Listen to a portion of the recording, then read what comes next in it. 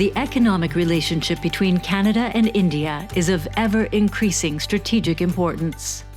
Both nations boast democracies, diverse economies, and have strong private sectors that can do so much more together. Today, you will hear insights from some of the most preeminent Indian and Canadian business and government leaders on the future of the Canada-India Economic Corridor. Canada has been attentive to diversifying its economic interests. Recent trade and investment numbers show a clear uptick in the bilateral relationship. And if we can accelerate further, there will be shared prosperity in the longer term for both countries. The speakers who are with us today are extraordinary leaders in business and government. All of them have experience in the Canada-India space.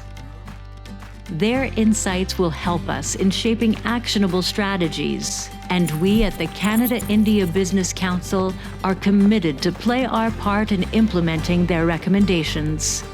The Canada-India Business Council, Fairfax Financial Holdings Limited, the High Commission of India to Canada, the High Commission for Canada to India, IIFL, Invest in Canada, and all of our valued sponsors are honored to welcome you to Invest India 2020.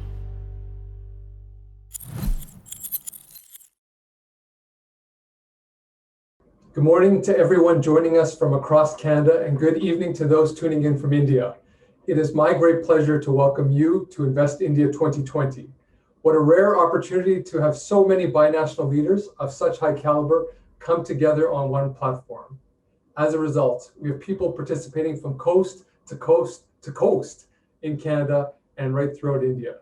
For 38 years, the Canada-India Business Council has served the needs of businesses working in this economic corridor. And amidst a global pandemic, we have no choice but to reimagine new ways of collaborating, and there's no time like the present to innovate and expand on what we can do together. We are here today to increase bilateral trade and bilateral investment between these two great countries. We need to lock in and strengthen Canada's connection to what is forecasted for years to come as the world's fastest growing large economy, India. Canada and India need to be ready to do so much more together. And as a result, today is special because we are going to hear directly from the Prime Minister of India, our amazing High Commissioners. We're going to hear how India is transforming. We're going to hear about the digital opportunities that lie ahead. We're also going to get insights into how some of Canada's largest funds are assessing the Indian market. And we then get to hear from 4 extraordinary private sector chairs on their unique perspective on opportunities for Canada and India. We would not be here today without our generous sponsors who have helped us make this virtual conference possible, and I thank you. There is no bigger supporter and sponsor of this conference than our conference chair, Prem Watsa. He is chairman and CEO of Fairfax Financial Holdings Limited. He is the chancellor of Huron University College at the University of Western Ontario and was a former chancellor of the University of Waterloo.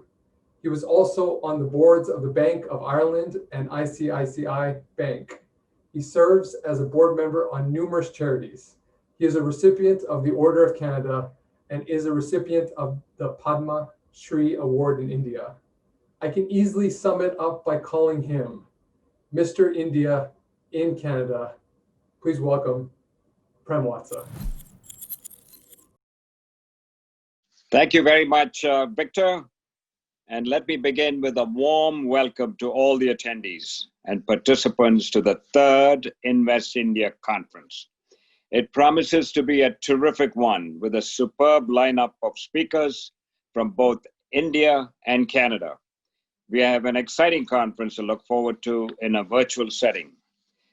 The purpose of this conference is to promote trade and investment between our two countries. We are very honored and excited to have the Honorable Shri Narendra Modi to open this conference with his inaugural address.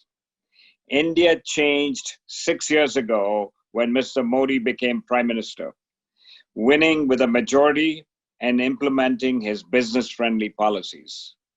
Last year, Mr. Modi, based on what he has done for the common man and woman in India, won by an even greater majority.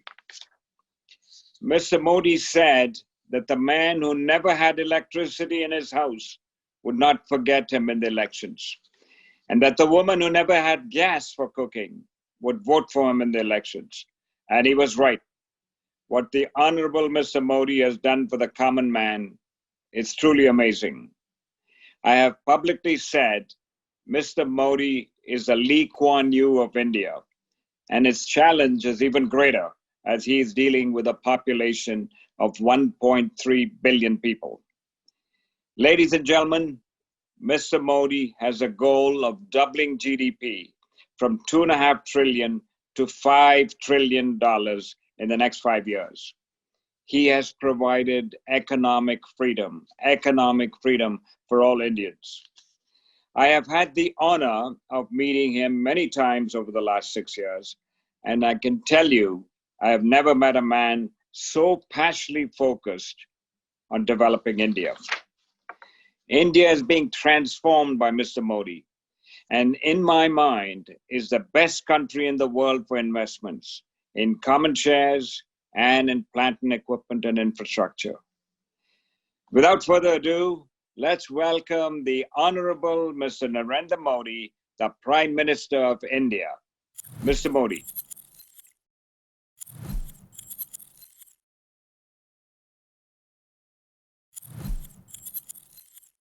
My dear friends, Namaste. First of all, I would like to compliment Shri PREM for creating this forum. It is good to see so many investors and businesses of Canada here. I am glad you are being exposed to the tremendous investment and business opportunities in India. Friends, there is one thing common to most people in the audience. It has people who take investment decisions. Decisions which assess risk. Decisions which predict return while making investment. I want to ask you, what do you think about before investing in any country? Does the country have a vibrant democracy? Does the country have political stability? Does the country have investment and business-friendly policies? Does the country have transparency in governance? Does the country have a skilled talent pool? Does the country have a large market? These are different questions you may be asking. The undisputed answer to all these questions is one, and that is India. There is an opportunity for everyone, institutional investors, manufacturers, supporters of innovations, ecosystems, and infrastructure companies. There is an opportunity to invest, to set up units and to run businesses. There is an opportunity to partner with our private sector and with the government. There is an opportunity to earn as well as learn. Not only that, as well as to lead.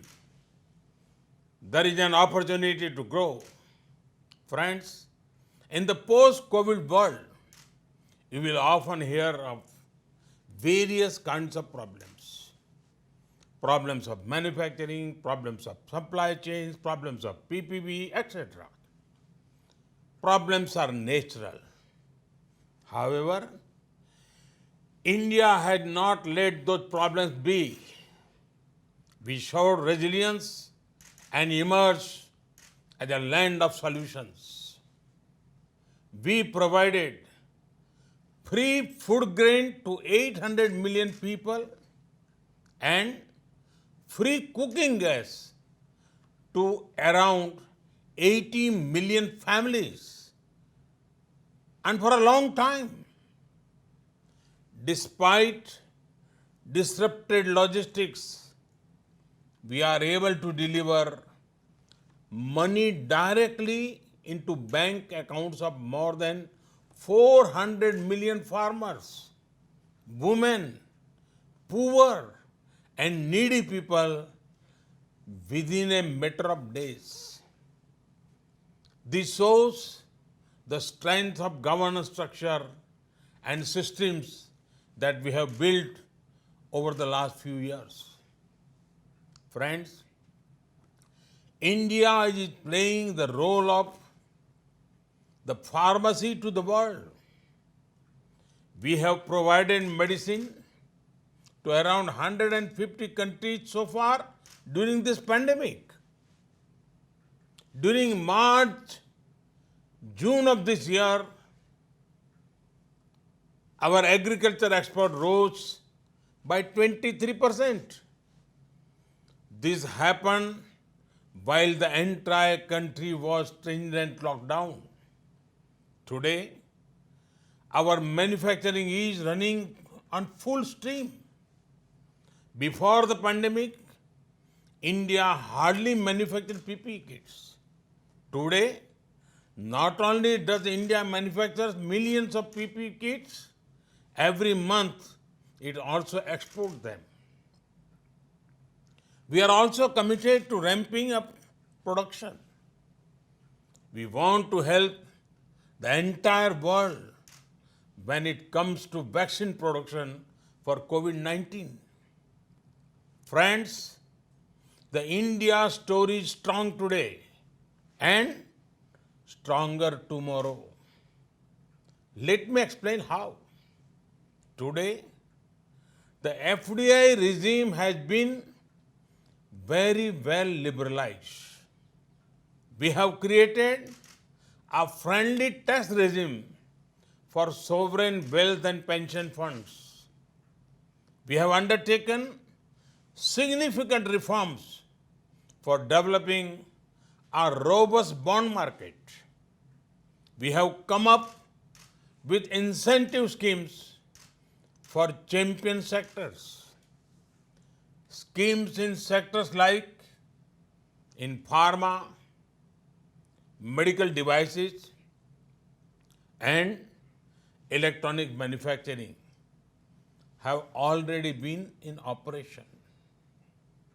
We want to ensure high level attention and effective hand-holding for investors.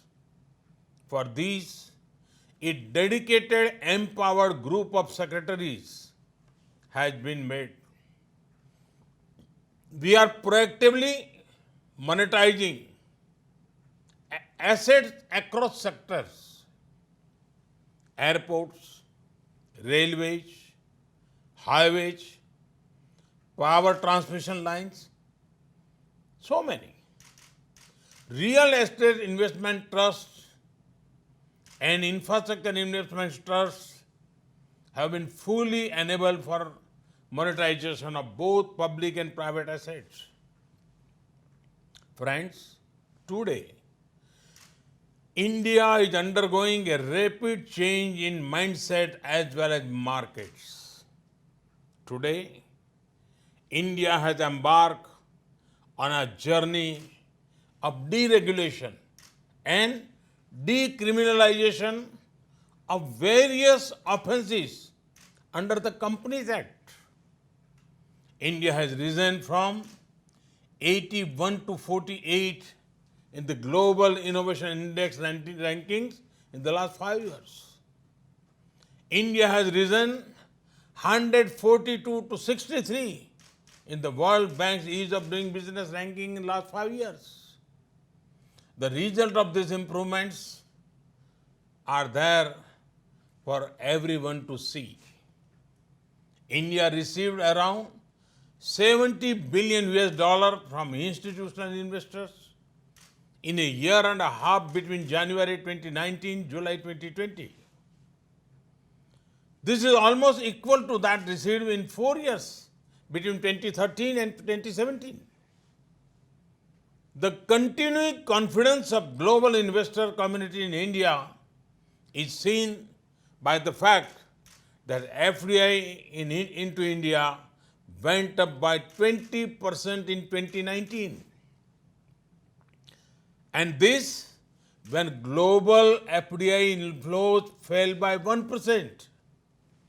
India has already received over 20 billion US dollars during the first 6 months of this year from across the globe. This is also the time when COVID-19 has been at peak globally. The International Financial Services Center at GIFT City is one of our major initiatives. Investors could utilize it as a preferred platform to transact globally.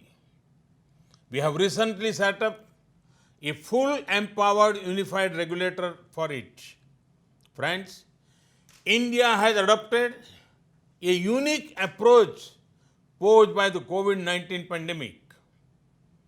We have given relief and stimulus package for the poor and the small businesses. But we have also used this opportunity to undertake structural reforms. These reforms ensure more productivity and prosperity.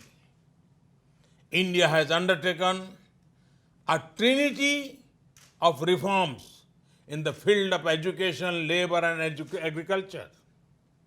Together, they impact almost every Indian. India has ensured reforms of old laws in the field of labor and agriculture. They ensure greater participation of the private sector while also strengthening the government's safety nets. These reforms will lead to a win-win situation for entrepreneurs as well as for our hard-working people. The reforms in the field of education will further harness the talent of our youth. These reforms have also set the stage for more foreign universities to be able to come to India. The reforms in the labor laws greatly reduce the number of labor codes. They are both employee and employer friendly and will further increase ease of doing businesses. The reforms in the field of agriculture are far-reaching. They will not only give more choice to farmers, but will boost exports. These reforms will support our efforts to build an Atmanirbhar Bharat or self-reliant India. By working towards self-reliance, we seek to contribute to global good and prosperity. Friends, if you are looking to partner in the field of education, the place to be is India. If you are looking to invest in manufacturing or services, the place to be is India. If you are looking to collaborate in the field of agriculture, the place to be is India. Friends, India-Canada bilateral ties are driven by our shared democratic values and many common interests. The trade and investment linkages between us are integral to our multifaceted relationship. Canada is the 20th largest foreign investor in India. More than 600 Canadian companies have presence in India. I am told that Canadian pension funds have pledged around 50 billion US dollars as investment in India till now. Our relationship is perhaps far stronger than what the number suggests. But that also means together we can achieve much more. Canada is home to some of the largest and most experienced infrastructure investors. Canadian pension funds were the first ones to start investing directly in India.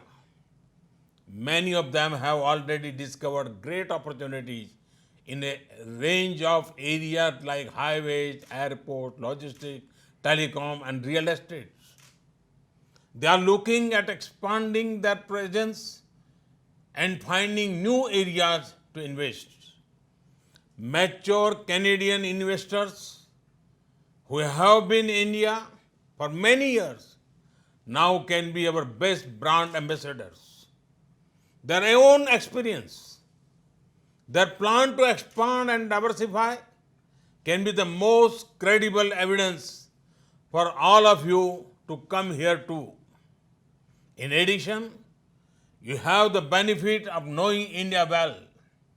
After all, Canada has one of the largest Indian diaspora in the world. There would be no barriers for you here. You would find yourself as welcome here as in your own country. Thank you for inviting me to address this event. Thank you once again. Thank you. It is my special privilege to deliver the vote of thanks at this inaugural session of Invest India 2020 conference.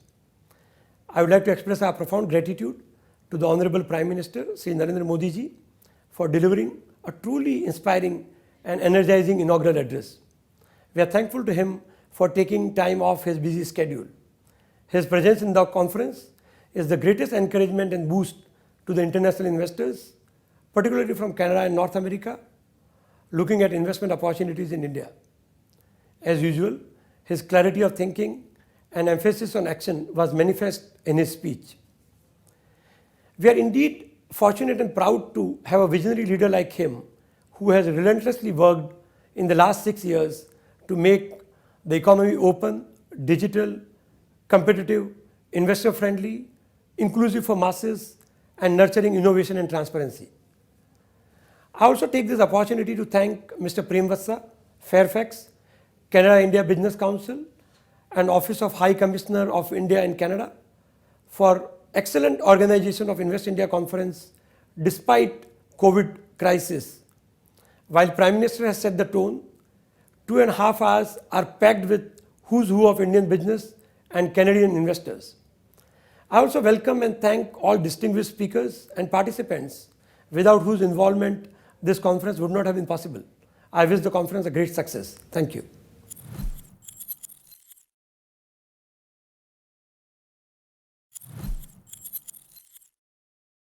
Good morning, good evening. Thank you for the opportunity to offer up some remarks at Invest India 2020. Once again, a huge acknowledgement to Canada-India Business Council for putting this together, to PREM WATSA for his leadership and your team at Fairfax for making this happen once again this year. And a huge acknowledgement to my counterpart and colleague, His Excellency AJAY BISARIA, India's High Commissioner in Canada. Always great to work together to showcase the opportunities for investors in both Canada and India. Let me just start off by sharing one thing that has been constant at every Invest India conference that I've spoken at, which is all of them to date, and that is the momentum in our commercial relationship continues to hit record numbers across the board. 2019 was no different. Two-way trade in goods eclipsed $11.5 billion. In services, another $3 billion on top of that.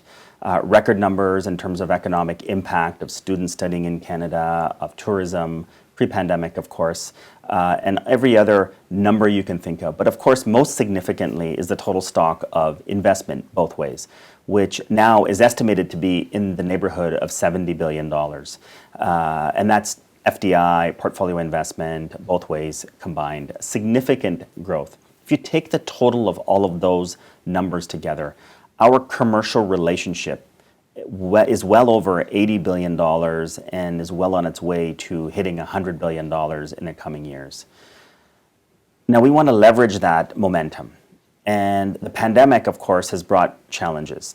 That said, As a result of these challenges, there has never been a more important time for India and Canada to work together to ensure that we do whatever is necessary for Canadian investors and Indian investors and companies that are active both ways to succeed, to continue to thrive in both markets.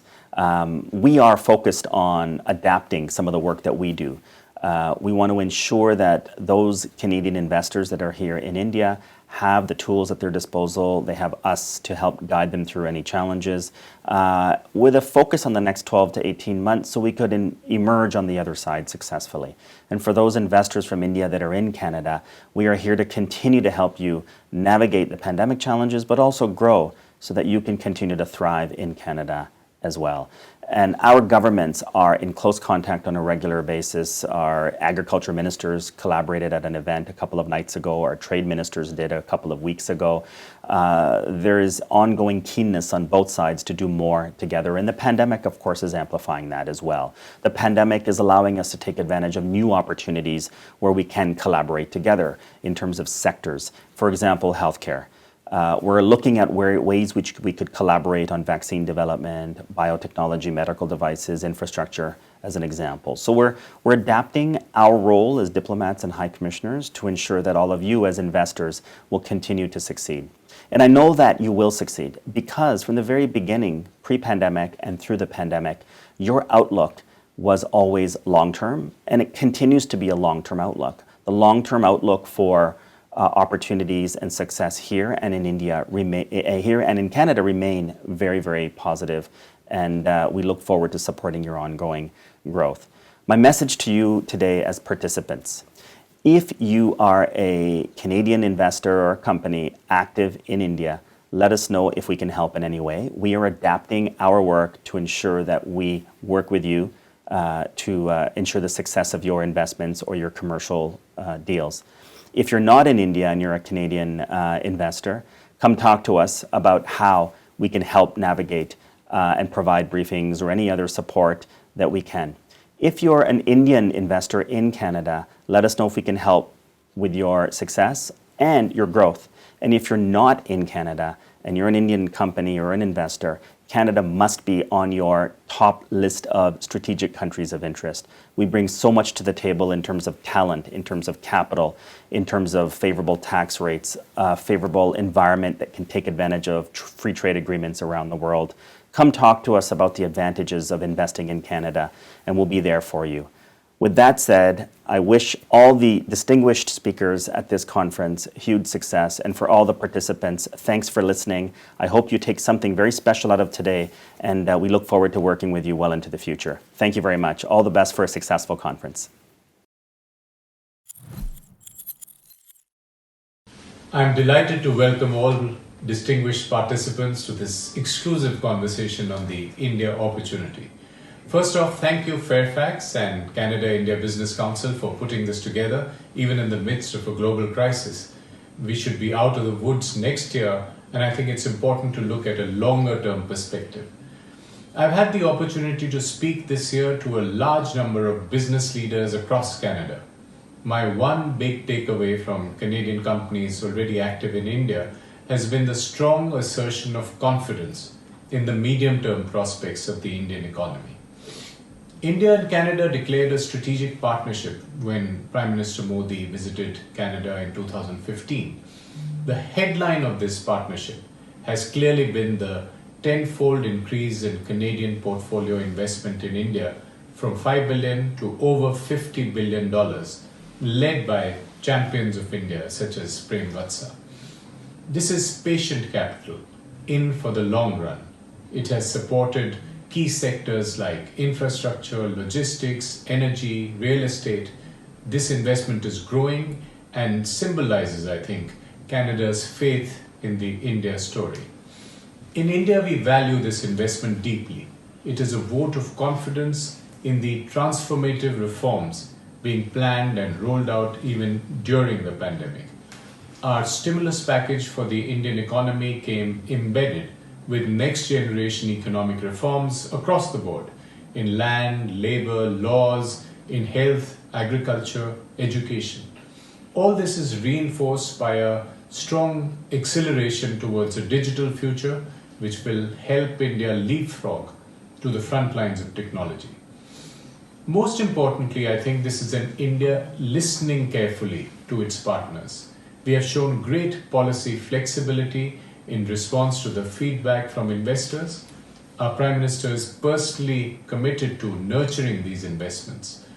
This nimble policy ecosystem will keep the investment climate friendly, whether in tax regimes or regulatory systems.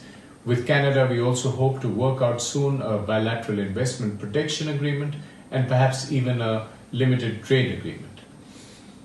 India has now signaled an unwavering commitment to multilateralism, globalization, global supply chains, and global partnerships. In the next decades, India will remain a hub for digital growth, for innovation, for skills, for startups, while remaining committed to democracy, rule of law, transparency, diversity. India's rise to prosperity will be peaceful and inclusive, opening up multiple opportunities for our partners. I look forward to hearing from our eminent speakers today. Thank you.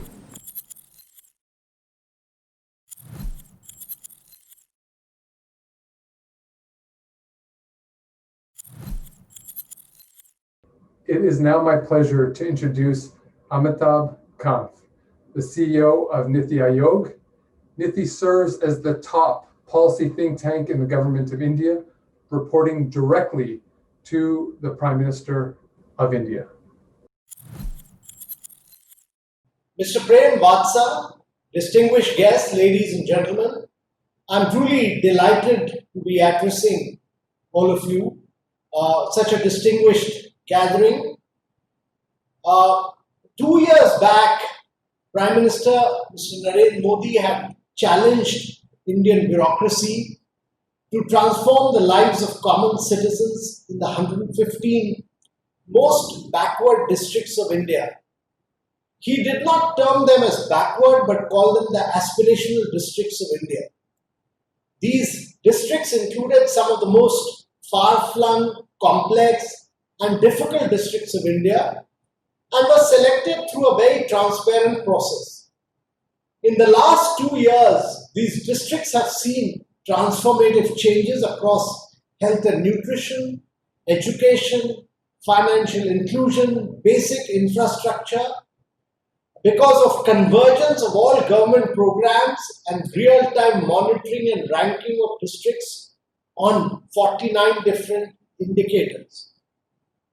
This flow of data on a real-time basis, use of technology, challenging districts and states on good governance through ranking and building tech platforms has been the hallmark of reforms and restructuring of governance in India during the last few years. This technological leapfrogging of governance is driving efficiency and effectiveness and yielding rich dividends in productivity on a sustained basis. Ladies and gentlemen, according to the Global Index report released by the World Bank, a whopping 55% of all bank accounts opened across the world during 2014 and 18 were opened in India.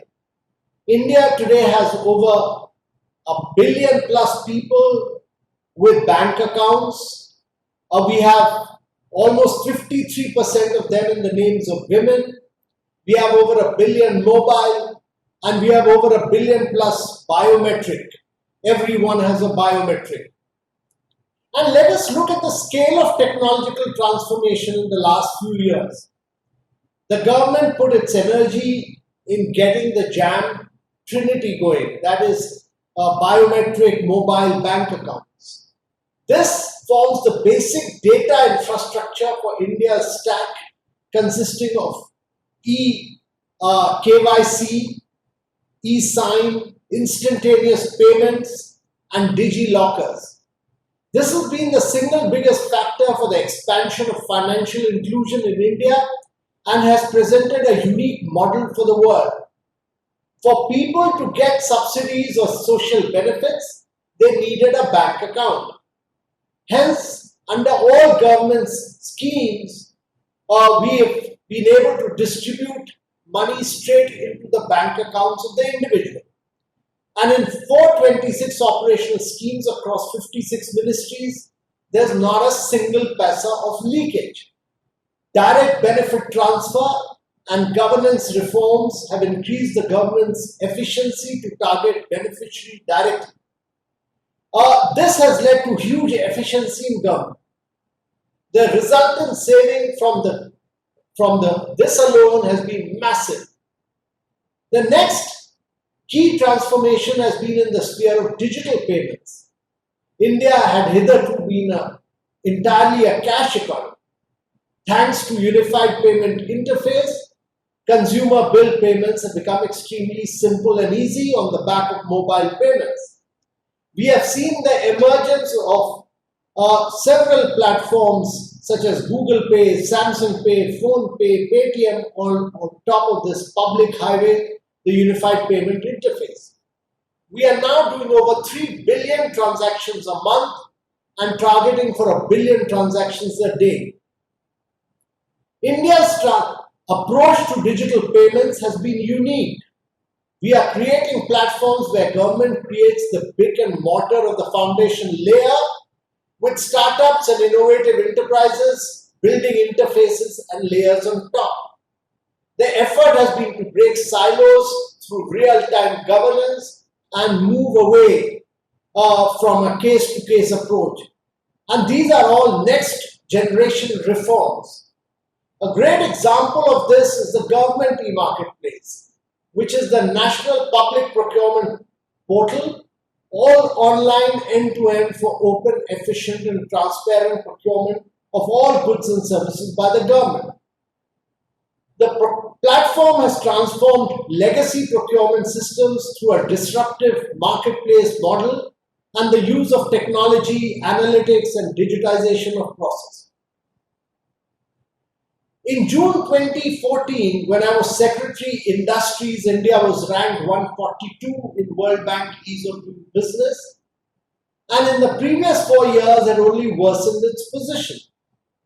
Since then, a vast number of rules, regulation, processes and over 1,400 laws have been eliminated.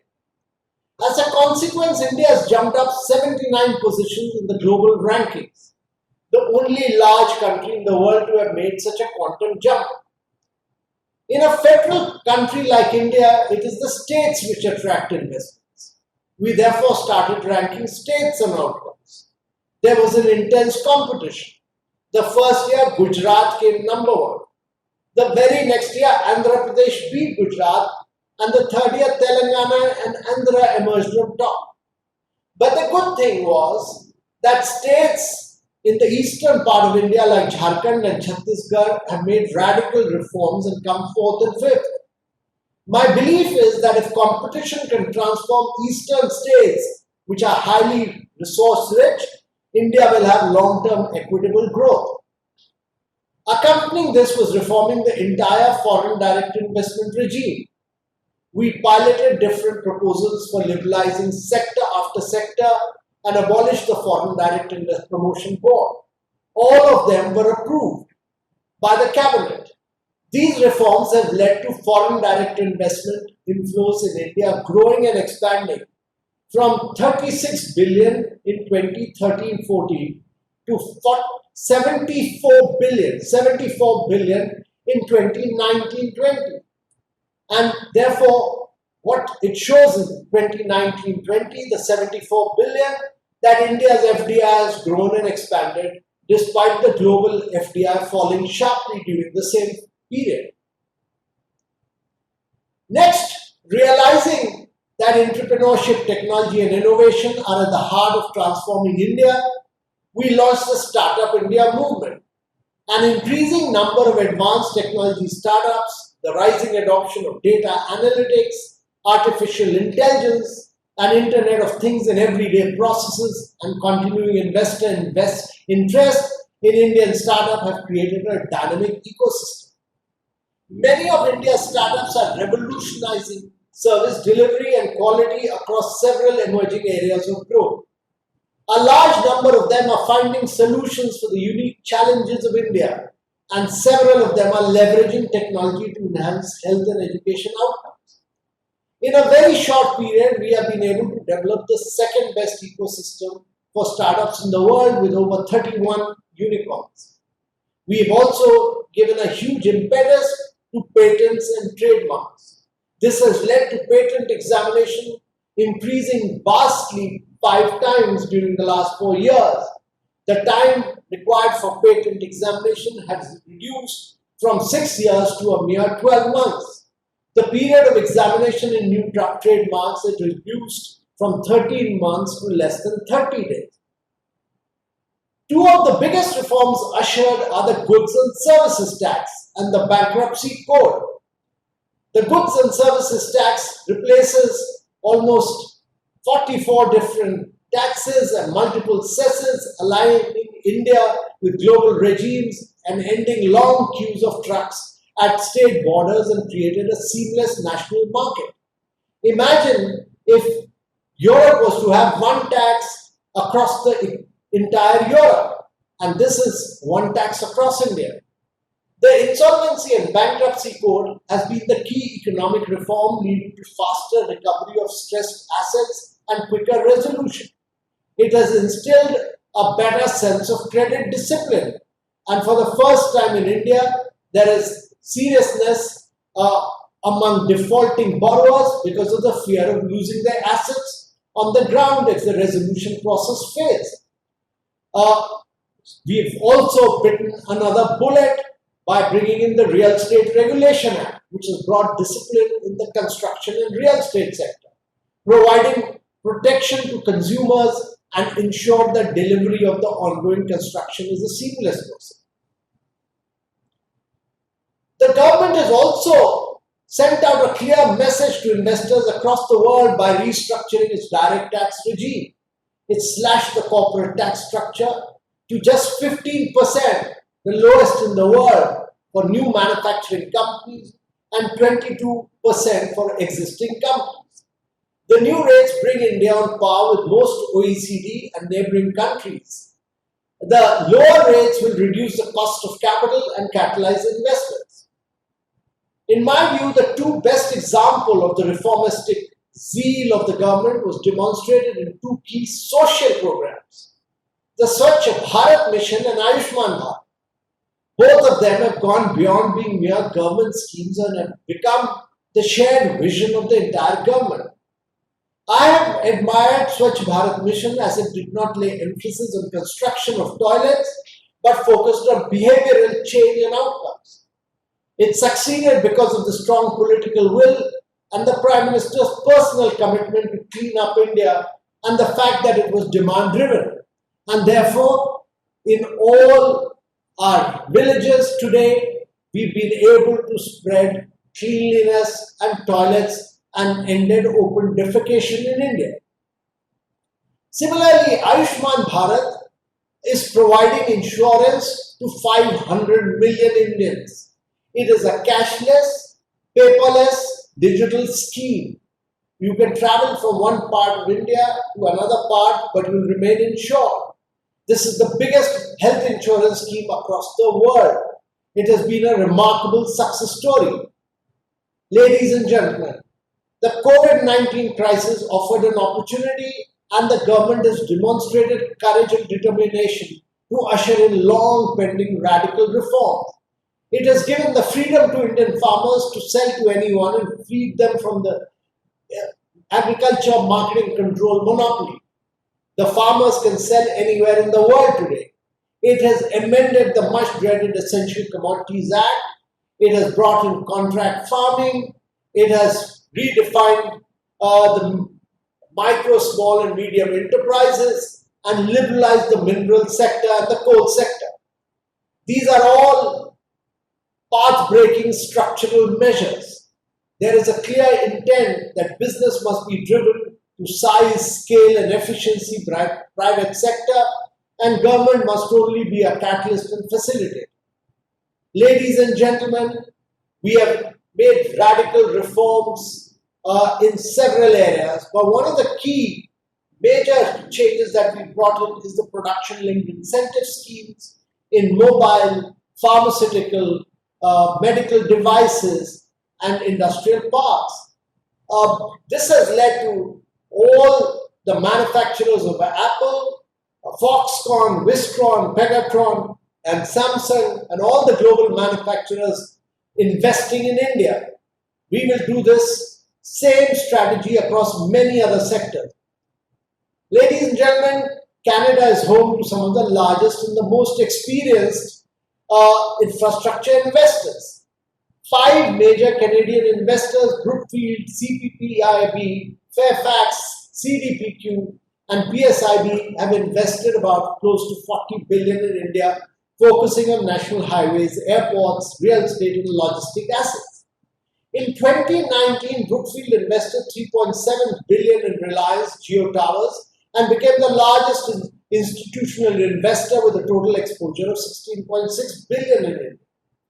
These investors together operate national highway concessions, airports, multiple logistic assets, and a significant chunk of commercial real estate in the country.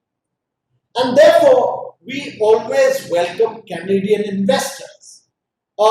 We can assure you that they will continue to get good returns on their investments and will create wealth for India and for themselves.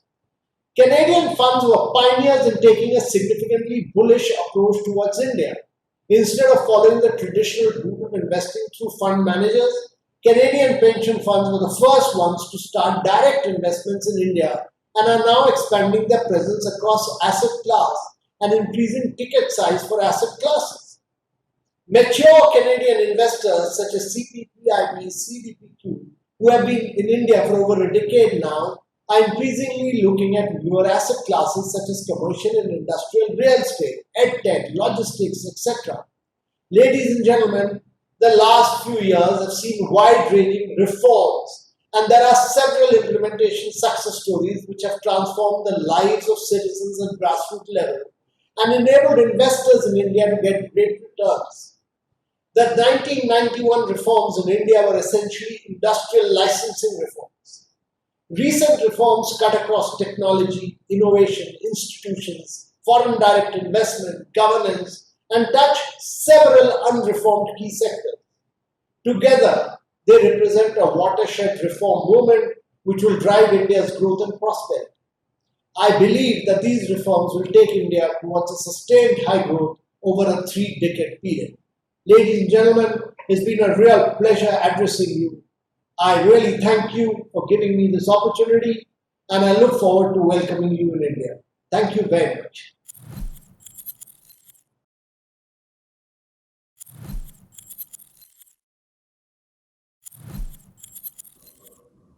Canada and India can become stronger partners in research and innovation. A number of leading Canadian institutions of higher education are already in the midst of important collaborations with their Indian counterparts. Canadian technological expertise is now globally recognized, and we have become a magnet for attracting talent from right around the world. India has a dynamic innovation ecosystem and has become one of the world's leading jurisdictions in relation to tech unicorns, especially over the past 5 years. This next session will feature a conversation between 2 leading figures in the field of innovation. Dr. Bhaskar Ramamurthy, who is the director of the world-renowned Indian Institute of Technology in Madras. And with him is one of the leading thinkers and practitioners in the field of innovation on the planet, Nandan Nilekani, co-founder and non-executive chair of Infosys and the pioneering figure of ADHAR, India's remarkable, unique identification system that covers 1.3 billion people. Both of them know Canada quite well, and this conversation should give us a first-hand perspective on the breadth of Indian innovation and where they see opportunities to collaborate with Canada. Dr. Ramamurthy, over to you. Welcome to this session on digital growth of the Invest India conference that is organized every year in Toronto, but this year it's sort of virtual and global. Invest India 2020. I was fortunate to be there at Invest India 2018. It's a really nice event that takes place whole day. But with the virtual version, you have to compress due to the time zone. So you have to really keep it to a few hours. So I believe this is a shorter version. But nevertheless, I presume it will be equally interesting and thought-provoking. So the session we are at now is called Digital Growth. And who better than you, Nandan Nilekani, to tell us something about where the world is heading, especially after this massive reset. So we'll come to that. For the benefit of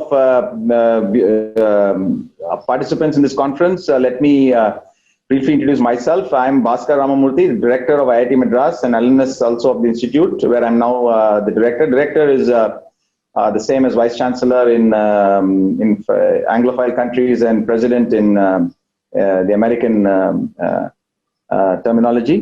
And sitting with me is a very well-known person, Mr. Nandan Nilekani. He is one of the founders of Infosys, very well-known for that role, but also currently is also the non-executive chairman of Infosys. And in between, after finishing his role at Infosys, he has done a huge amount of work for which is equally famous. This is the unique identification authority, technology that was laid out in India for more than 1 billion people. He set it all up, thought it all through, and made it all work.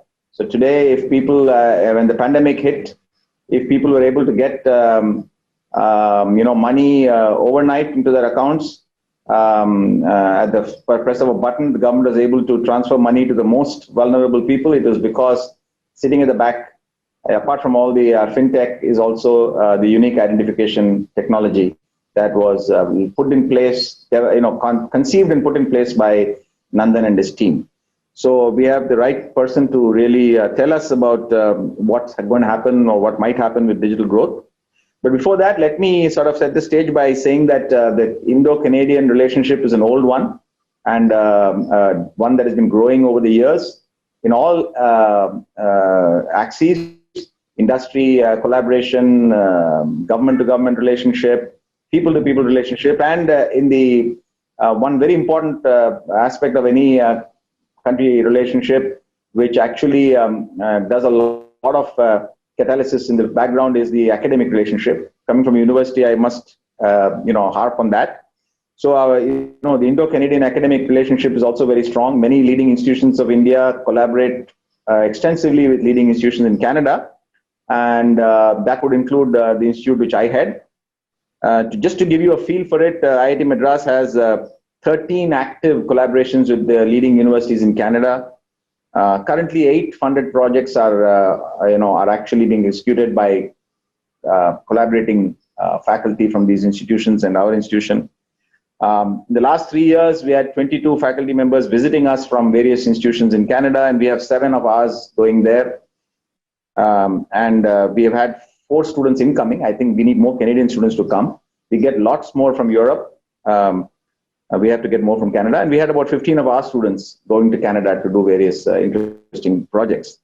One very interesting, just to give a more contemporary feel for this, a very interesting event that is going to come up on October 23rd, which is going to be the kickoff event to launch a new collaboration in digital technology and AI applied to precision agriculture.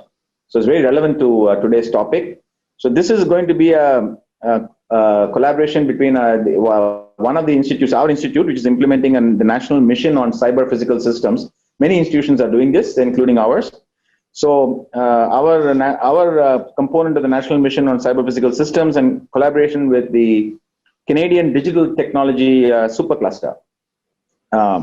Kickoff event, as I said, is on 23rd. The Deputy Minister of Canadian Government and the Secretary of Department of Science and Technology in India are going to inaugurate it. Academia, industry are both involved. And I will come back to this issue of digital technology and ask Nandan about it, particularly with respect to agriculture, which is right now in the news in India because of the huge reforms that have been just announced on the agricultural business marketing side. So we'll come back to that. But I just mentioned this because we're talking about digital growth, and it's not just going to be about fintech and so on, which were the obvious ones. It's going to actually touch probably every aspect of people's lives. And agriculture is sort of the one that's an outlier. You wouldn't think it'd get there, but it's getting there too. So I'll now go to Nandan and ask him to first maybe set the stage by telling us, we all know that the impact of Aadhaar, which is the Indian the brand name for the unique identification technology, we know the impact is widespread, and we know that it has played a critical role, positive role. In fact, I just gave one example. Can you probably maybe know who better than you to just summarize very quickly and tell the participants, the three most important things that Aadhaar has done for the country? Well, I think Aadhaar has been a huge transforming force in India. We have 1.25 billion people with a digital ID, which is more than any other country. It provides online authentication and online eKYC. Using the online eKYC, which is electronic know your customer, you can open a bank account or get a mobile connection. So a large part of the financial inclusion in India has been propelled by the fact that you could do eKYC very simply. And even the mobile revolution now uses eKYC very prominently. And all these things became very useful in the pandemic when you couldn't visit a store to get a bank account or a mobile connection. But as you mentioned, Bhaskar, I think the big thing was direct benefit transfer. India runs the world's largest direct benefit transfer program by linking the Aadhaar to the bank account. We have over 700 million Aadhaar-linked bank accounts. And during the first few weeks of the pandemic, when the government had to give emergency financial support to the vulnerable, over 100 to 150 million bank accounts got electronically credited with money so that people had basic emergency money with them. And using another feature of Aadhaar called the Aadhaar-enabled payment system, they could withdraw the money in the town or village where they lived in real time just by doing a biometric authentication. And that system did 400 million transactions in May and June each. Wow. So this was fundamentally very, very important to reach emergency financial support to millions, hundreds of millions of poor Indians. So I think that shows the power of technology in terms of a crisis. So Aadhaar has really been a big part of the digitization, and the pandemic has shown that if you can remotely authenticate a person, open a bank account, send money to them, then you don't need a physical interaction. So I think it's only been sort of confirmed by the pandemic that having this digital infrastructure is very strategic for a country. Yeah, one has to just do a thought exercise. Where would we have been without it, and how would we have helped these people? I mean, that's sort of one way to think about it. Yeah, so you also stated that this, you've given the example of how it has really, come to our rescue in a very unexpected situation.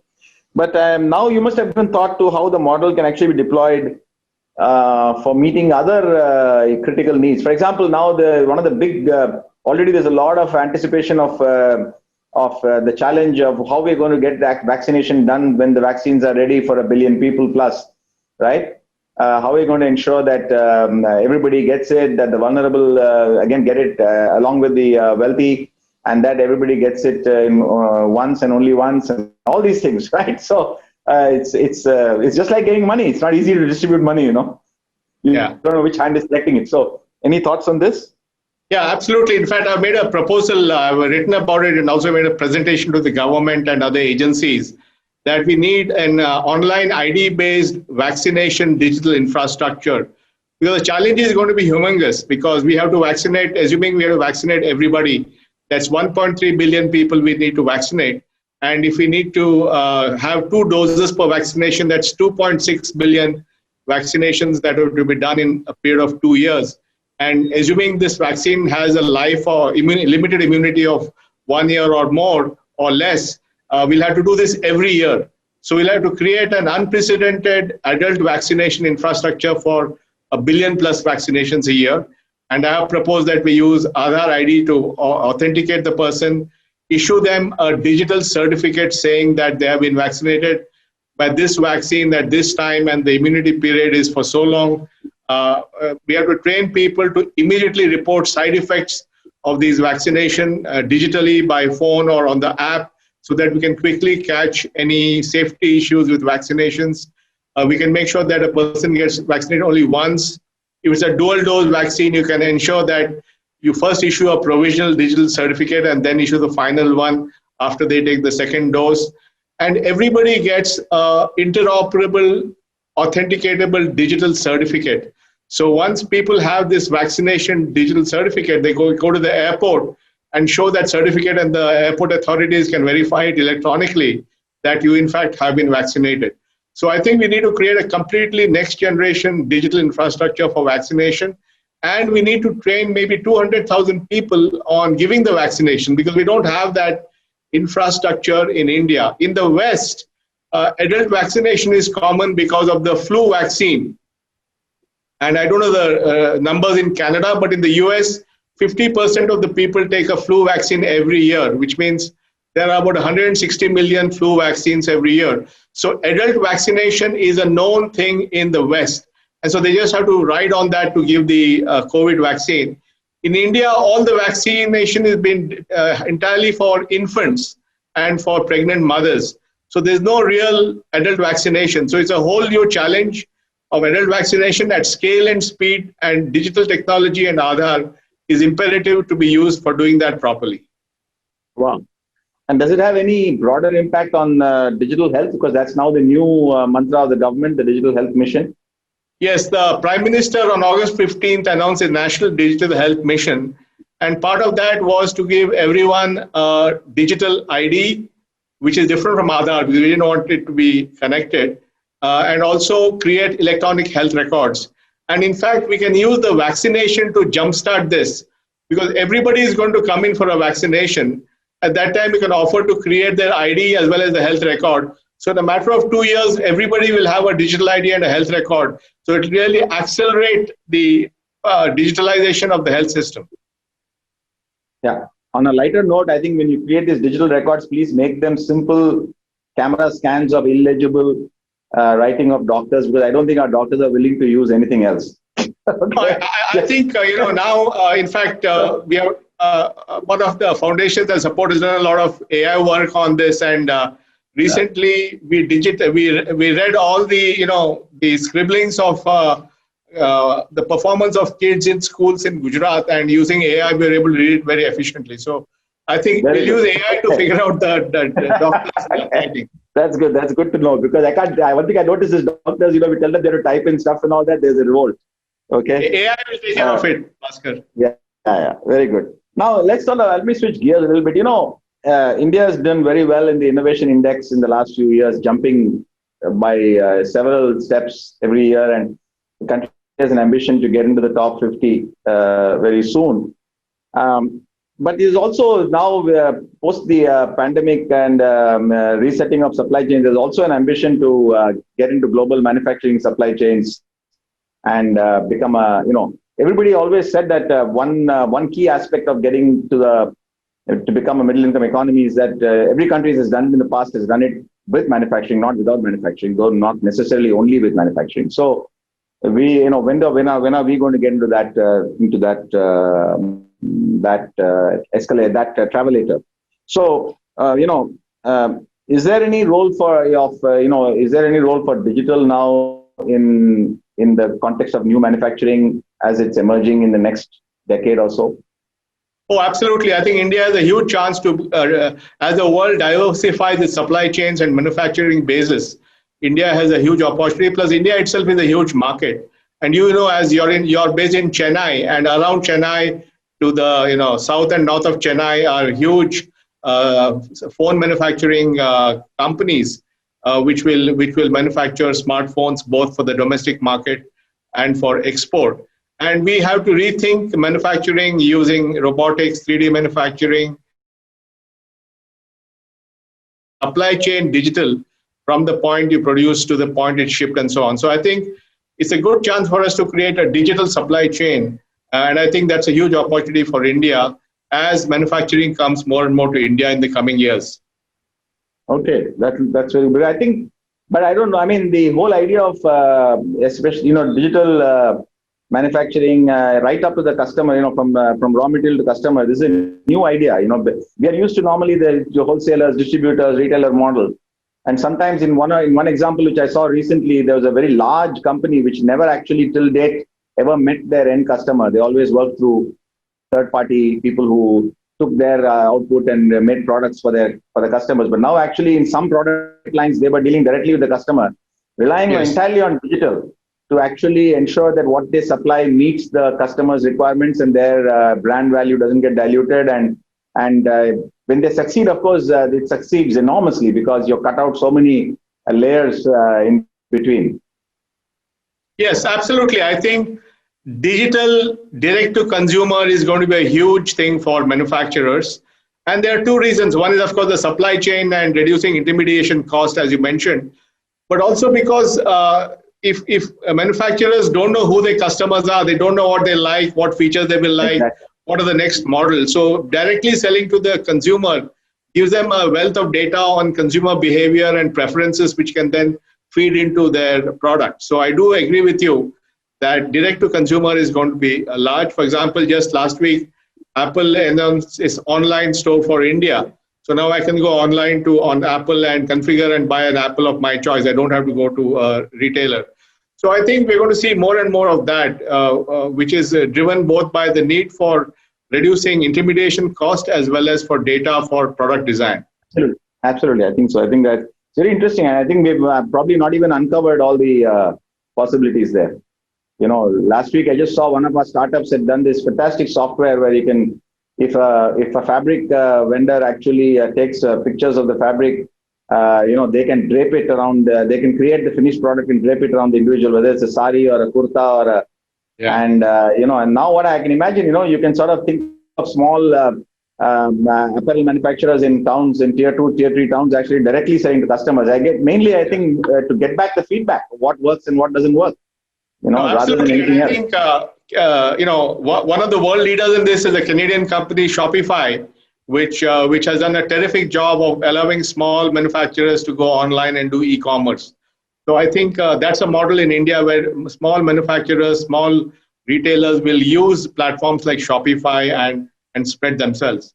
Just want to add something, Bhaskar, that on the Infosys side, Canada is a very important country for us. We have Infosys has centers in 3 cities, Toronto, Calgary, and Vancouver, has over 2,000 employees in Canada. And the idea is to double to over 4,000 in the next 12 to 18 months. And we work with Canadian clients. We work with clients in the US from Canada. We also have great relationships with universities in the Canada, like Toronto and British Columbia and so on. And as you know very well, that Canada is a great center for AI. University of Toronto and Montreal are both big centers of AI. So I think there's a lot of potential on the business side as well as the academic side for Indo-Canadian collaboration. Yeah, you mentioned AI, and that will bring us to, but let me bring that to the last point we can discuss before we run out of time. You know, this business of AI touching every aspect of life and business, and sort of the outlier one would think in that is agriculture, and yet, you know, we are very clear about becoming very clear that it's going to have a big role to play. Of course, people immediately talk about, think about sensors and, precision watering and so on, which I think is fairly straightforward and fairly obvious. But there are other things, people in India particularly, we talk about increasing the value add to the farmer. We talk about doubling or tripling farmers' income and so on. And most people think of it in terms of either increasing the production, which I think is short-sighted because there's only so much food you can consume, and or by doing food processing, which is a sort of the 1960s, 70s model of adding value. But actually, if you think about it, most of the value is added by curated processing or craft-based processing. Your mother always the best cook in the world, or your spouse, or yourself. And it's not the bulk cooking that's considered very good. People pay a lot for differentiated products, which are geotagged or which have a slightly different flavor and guaranteed flavor and so on. So if you want to enable farmers to actually differentiate their products by adding their knowledge value, saying that the rice I grow is slightly different, and nobody else can grow this, and you can only buy it from me, okay? Yeah. And so on.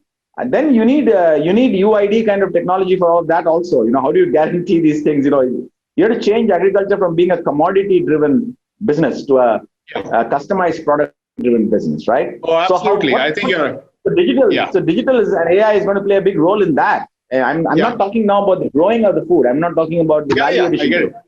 Yeah. No, I think that's a big thing. One of the startups I work with called Ninja Cart is doing that. They are essentially tracking the product from the individual farm to the retailer. So you can track it end to end, hands-free, so nobody touches it. And they have built a business of hundreds of tons a day of vegetables and fruits being sold like this. And I think the future is that geographical indicators, so chilies from BRD or whatever, you'll be able to get specific things. You'll get it from sustainable farms or whatever you want. And I think supply chain and using digital in the supply chain, and even here AI can be used. For example, if you have a lot of products in your supply chain, you can use AI to figure out perishability and make sure that products are sold at the right time. So I think application of AI to agriculture is not just in production, but also in the supply chain and consumption. Absolutely, I agree with you on that, Bhaskar. And I think Canada and India have a great opportunity here because Canada has always been ahead of the curve in agriculture, and they are very strong in AI, and we are therefore looking forward very eagerly to this new initiative on digital technology and AI in precision agriculture. Yeah. And we are hoping that a combination of Canadian industry, Canadian universities, Indian industry, Indian universities can actually, take a leap forward, and especially the government and the Prime Minister's dream of, we always say that 45% of India's population is in agriculture, and we have to reduce it to 15%. I'm not quite sure of that. I think we have to reduce it probably to some number, but the most important thing is that the ones who remain should be able to really reap value out of it, not become commodity providers. I think that's absolutely. Yeah. And I think the good thing in Canada is that apart from being a great AI center, a lot of work in Canada has been applying AI to public issues like precision agriculture and so on. So I think that Indo-Canadian digital AI kind of partnership is hugely promising. Great, Nandan. Thank you very much. And would you like to say anything in conclusion before we wrap up this session? Well, it's a great pleasure to be speaking at this event. I spoke at this event a couple of years back when I visited Toronto, and it's become a signature event, and I wish the event all the best. Thank you, Nandan. So yeah, I agree with you. I think this initiative that is driven by Fairfax and PREM is really, PREM is a big believer in India and a big, as an investment destination and as a country that is going to participate and jointly with others and develop all these new initiatives. I think they're making, taking our farmers from subsistence farming straight to value addition and skipping the commoditization step would be a great leap forward, for example, in the context of agriculture. And there are similar things, as you said, in healthcare and so on. And thank you very much. I think the whole... thank you, Bhaskar, and all the best. Yeah, the early initiative in digital in India through Aadhaar now opening up so many possibilities particularly with the sort of reinforcement of value that the pandemic has unexpectedly brought. I think all of these are going to help us. And despite the enormous loss that we have faced due to the pandemic, particularly in terms of lives, in the end, we may actually look back at it and say we also got something out of it. So thank you. Thank you very much for joining, and let me also thank bye, and let me thank Invest India for having both of us on this event, and I wish the event all the very best. Thank you. Great. Bye-bye. Bye.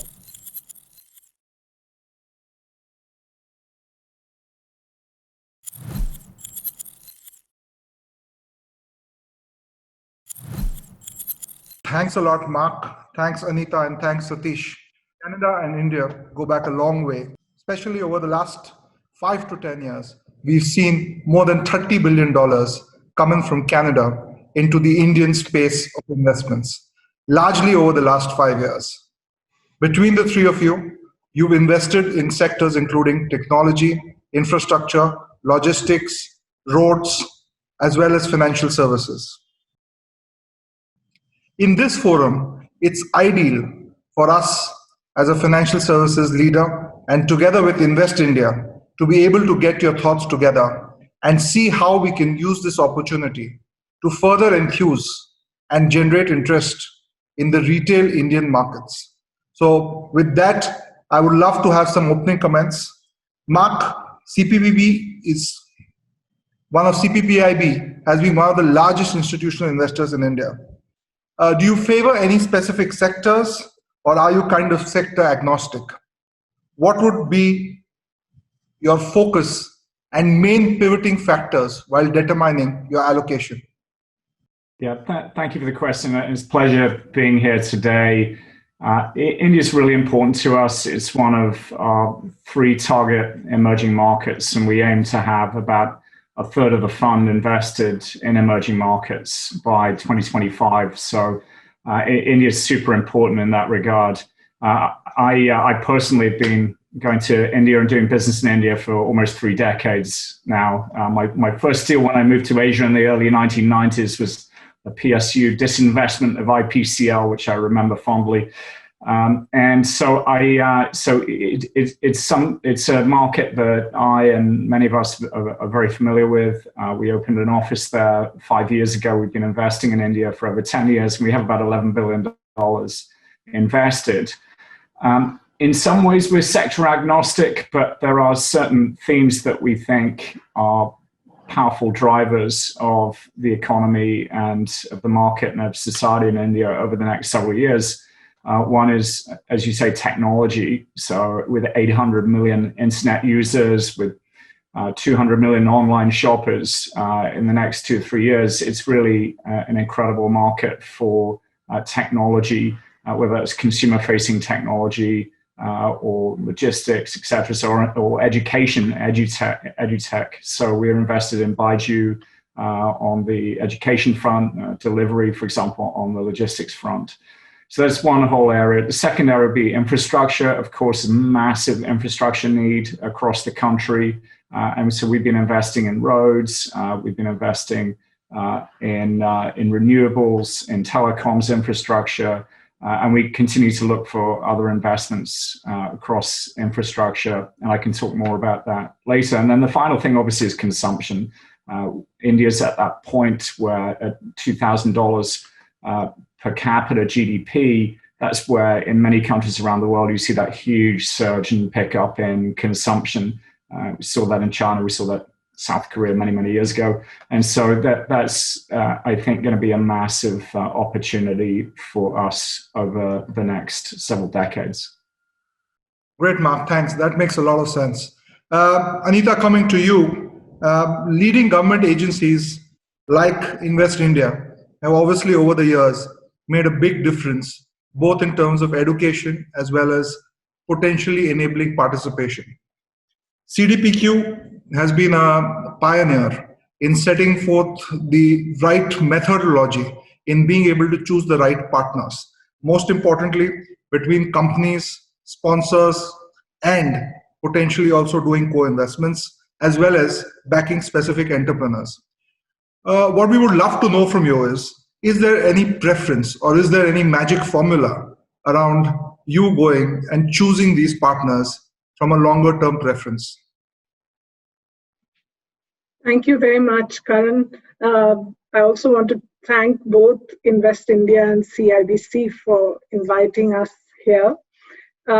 Just as Mark mentioned, for CDPQ as well, India is a very important market, and we have been investing across different sectors, and our philosophy has really been to partner with local partners in India.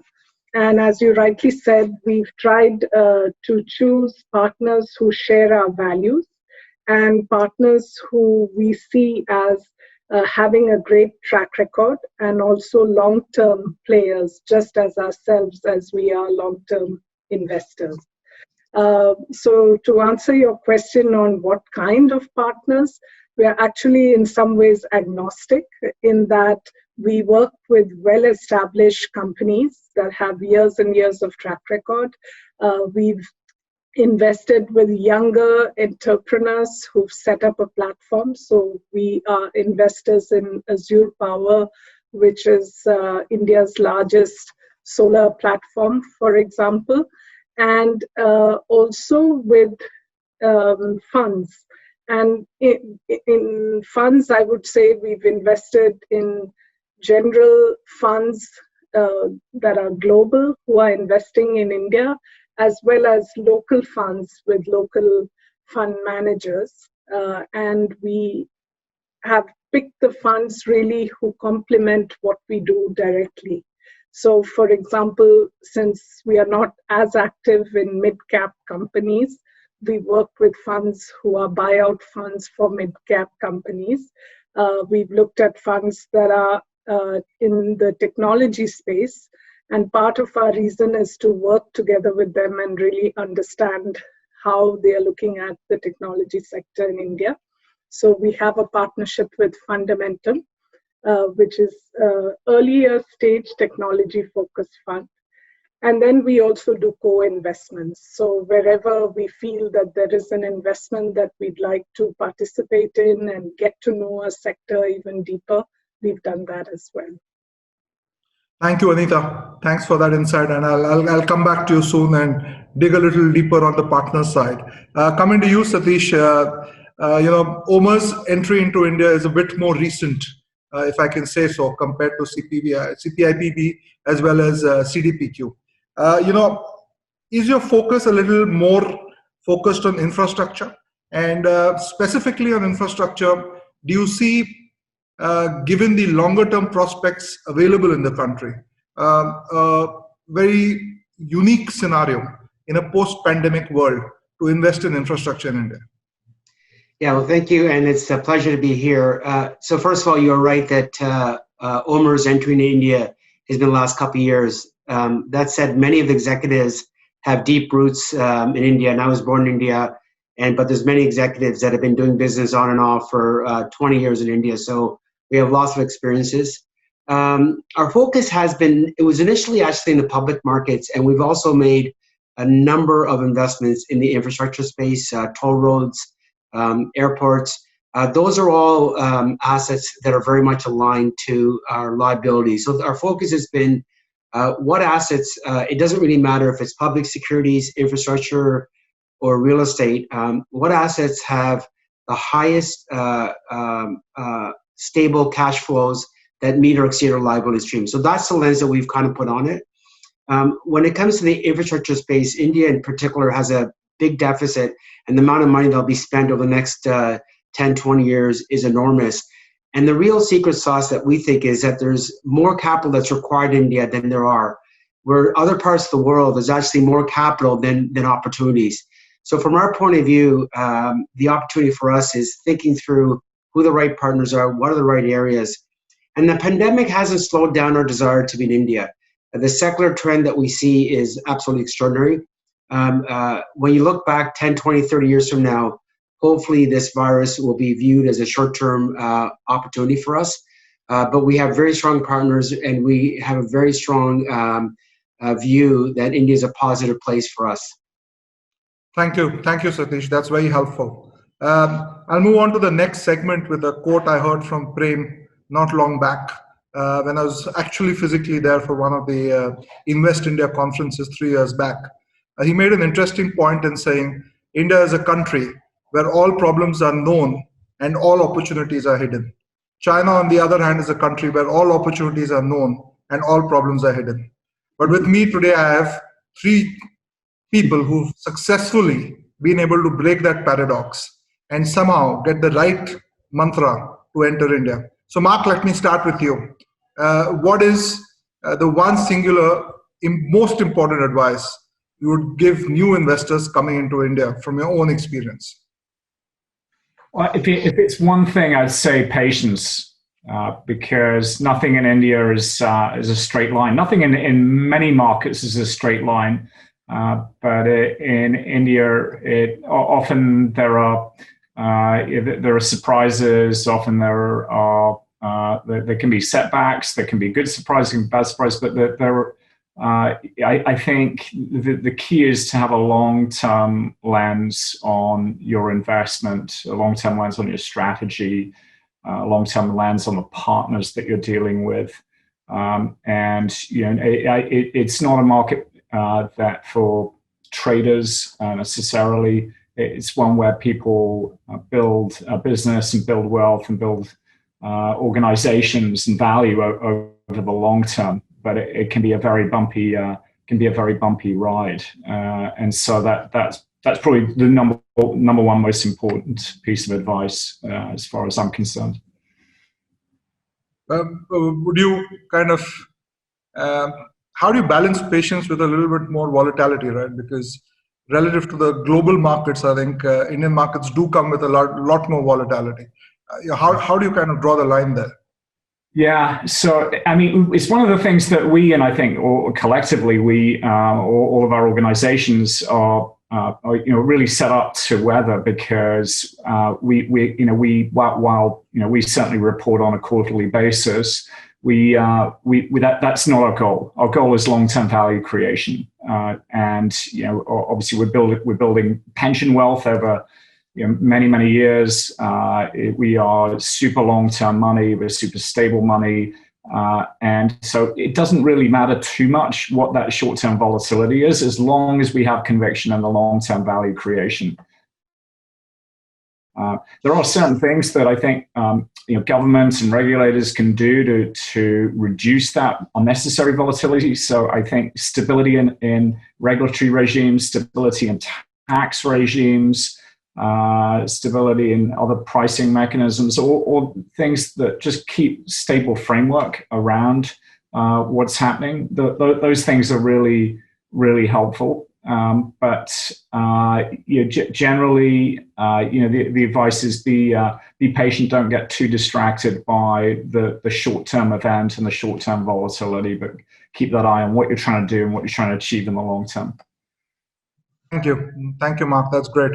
Anita, coming to you, if I was to kind of push you a bit up on the partners and the co-investment, and have that one single box you have to tick when you're going in for a partner selection, and you would love to go deeper and deeper into the box, what would that quality be, which would be kind of non-negotiable, especially for a country like as diverse as ours? I would say the most non-negotiable is integrity, because if you have a partner with integrity who shares your values, there will be bumps, as Mark just mentioned, but you can weather them much better if you have a partner that you see eye to eye with. So that would be the single most. And to Mark's patience, I would also add perseverance. That's a nice one.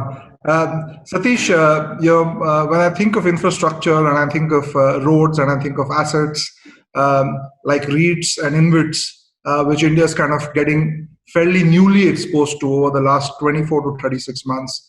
And, thanks to potentially all efforts put in by multiple institutions, we've reached a point where Canadian investors are fairly large in each of these spaces.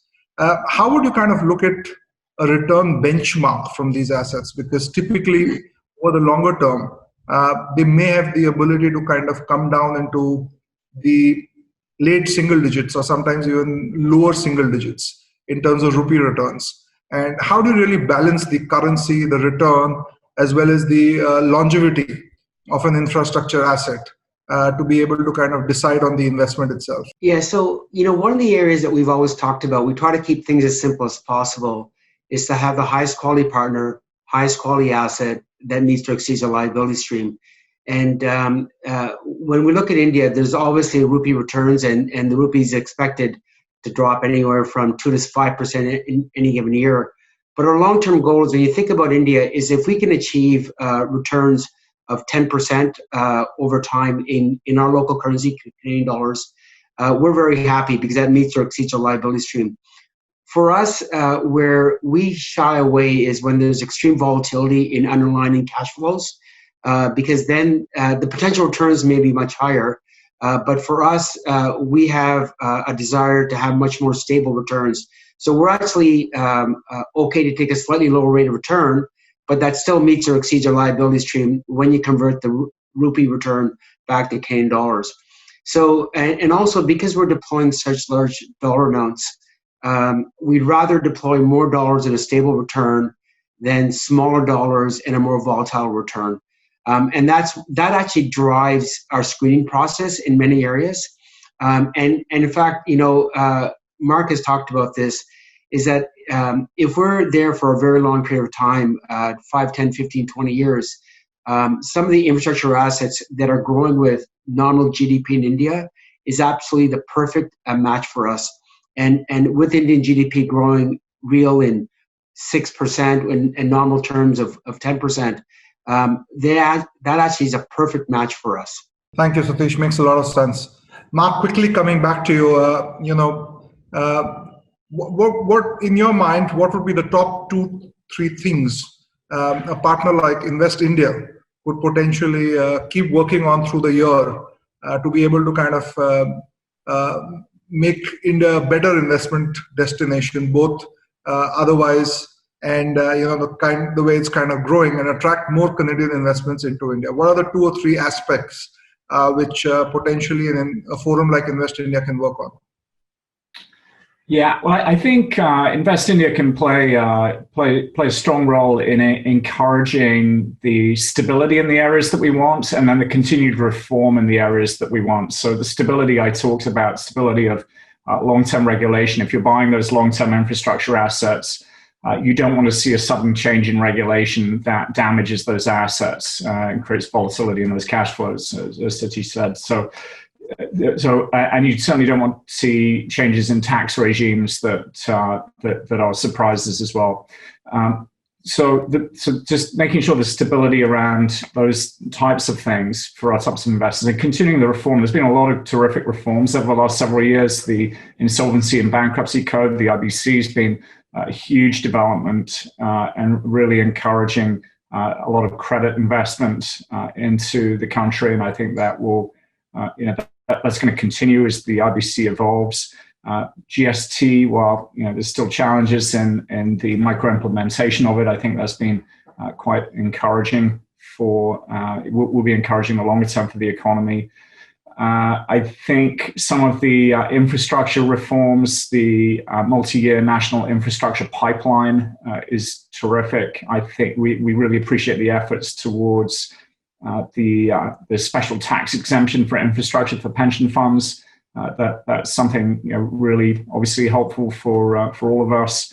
So I think these types of reforms and continuing to move in a direction that capital is welcome, and particularly at the end of the day we're foreign capital, and having as level a playing field as possible for foreign capital for our type of long-term patient capital is really helpful. Thank you, Mark. Anita, coming to you, just was wondering how can IIFL is also a leading financial services player in India.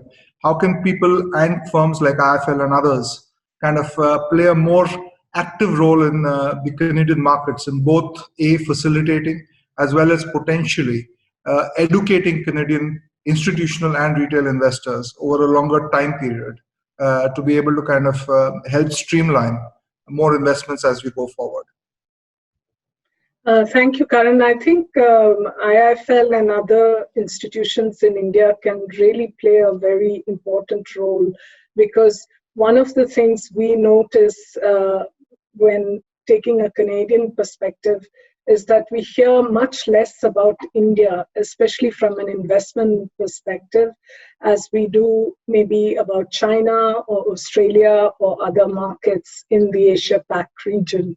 And so I think that especially during tough times, when there are a lot of negative news pieces, it would be very useful to have certain positives. And one that I would like to point out to is the role that Invest India, as well as the government, as well as many of the regulatory institutions, the tax exemption that Mark mentioned for infrastructure and related areas, for both equity and debt, that has been approved in the finance bill, came in the midst of COVID.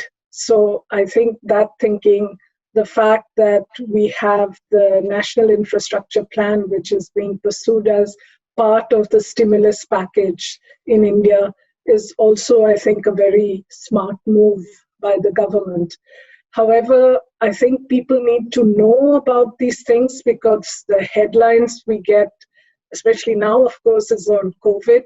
But even traditionally, I think the headlines for India tend to be more on the negative than on the positive side. And therefore, I really feel that.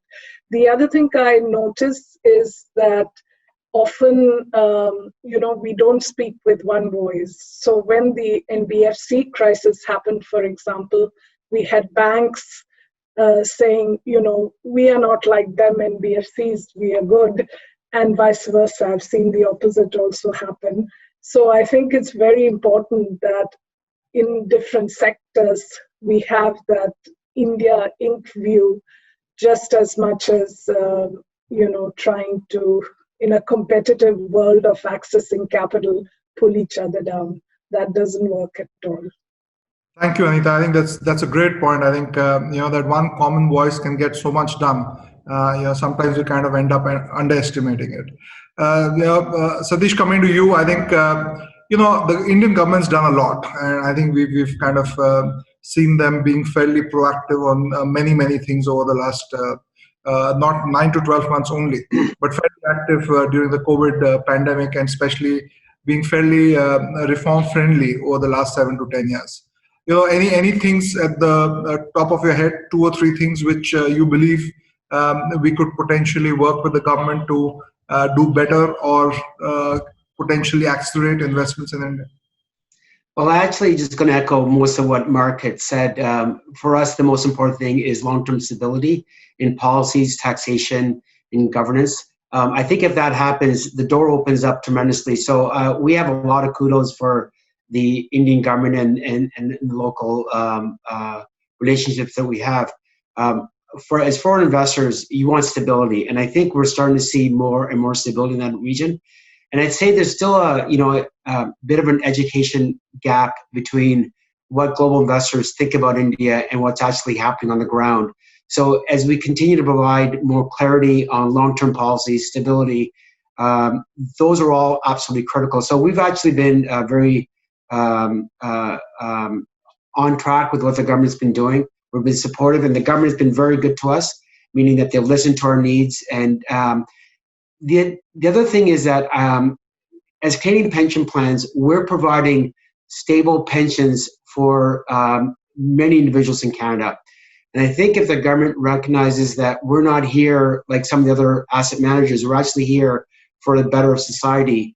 I think that opening the arms to the Canadian pension plans in particular, having that relationship with people that we're providing stable pensions to is absolutely critical. That's great, Satish. Thanks a lot. Mark, you made a couple of very interesting observations, especially on the early stage investing. I can't call Baiju an early stage investment anymore. It's well past that stage. But Indians, private equity funds have typically kind of had mixed experiences in India over the last 20-25 years. Being a wealth manager myself for the last 2 decades, I found it fairly challenging to participate in private equity. But over the last 5 to 10 years, things have changed dramatically. How's your experience been overall with the new Indian tech entrepreneur? Because the size of the market's obviously phenomenally large. The unit cost economics don't kind of play out in the beginning. But do you think India has the large size market and appetite to finally make the technology transformation, which is going to be extremely critical? I'm very optimistic that there'll be a massive market for technology companies. Now, it may not be in hardware, although there probably are some hardware companies, robotics companies, etc., that are going to emerge. But certainly anything consumer facing, anything financial services facing, anything logistics facing there's just a huge amount of opportunity. And obviously, IT services has been something that India's led the world in for decades now. So the amount of talent, the quality of talent across the country is extraordinary. So there's no shortage of young people who have the skills and have the capabilities. And increasingly the ease of doing business in India, those barriers to starting companies and getting capital have really come down a lot as well. So I think there's I think Indians by nature are incredibly entrepreneurial, and given the space and room and support to create companies and to innovate, it's going to be an extraordinary engine of growth over the next several decades. So I'm hugely optimistic that as long as things get out of their way, then it's going to be an extraordinary time. So private equity in a traditional LBO sense was challenging back in the day because there weren't that many opportunities to take control of companies, to do the traditional LBO type approach that global private equity funds had done around the world. And so they became frustrated, and then they compromise and go into sort of small non-control deals, and may have tried to take a shorter term approach and compromised on a number of governance items, and then returns were much more spotty for private equity funds. But again, I think that's changed as well, and there's been an emergence of very smart local funds. So, for example, we've been invested in multiples for many years. We're invested in True North. And so the emergence of funds that really know their way around India and are Indian born and bred, and they're the ones that I think I'm very optimistic about in the long term. Plus some offshore funds that know their way around as well and have really strong local presence, like Barings, for example, that we just announced a deal with this week. Thank you, Mark. Anita, India is a country which not really kind of gone very quickly into the entire ESG space. It's only now over the last, I could say, a couple of quarters, there's a bit of awareness of ESG in itself. And obviously, as Canadian investors and a lot of European investors, ESG continues to be a fairly important focus. What can we do as a country to try and encourage some of our companies to be able to become a little more ESG focused and hopefully kind of meet that social objective Satish was also talking about? So you're very right that for CDPQ, ESG is at the very core of our allocation and selection of investments. So it is very, very important. I have to say that while you may not have the terminology of ESG being used as commonly and frequently among Indian businesses, there is, when we look at the value system, especially of certain sponsors, it's very clearly fits into the ESG realm. And starting with the environment, I think now it's become almost second nature, especially in terms of mobilizing financing. And I'm working currently, in fact, with a group of financial institutions that's working towards getting the RBI and SEBI to look at some accepted common taxonomy of what ESG really means. That's on the local front. And on the global front, as you would have read, the big four and the World Business Council are also working on certain parameters by which they would start including in their ratings on companies.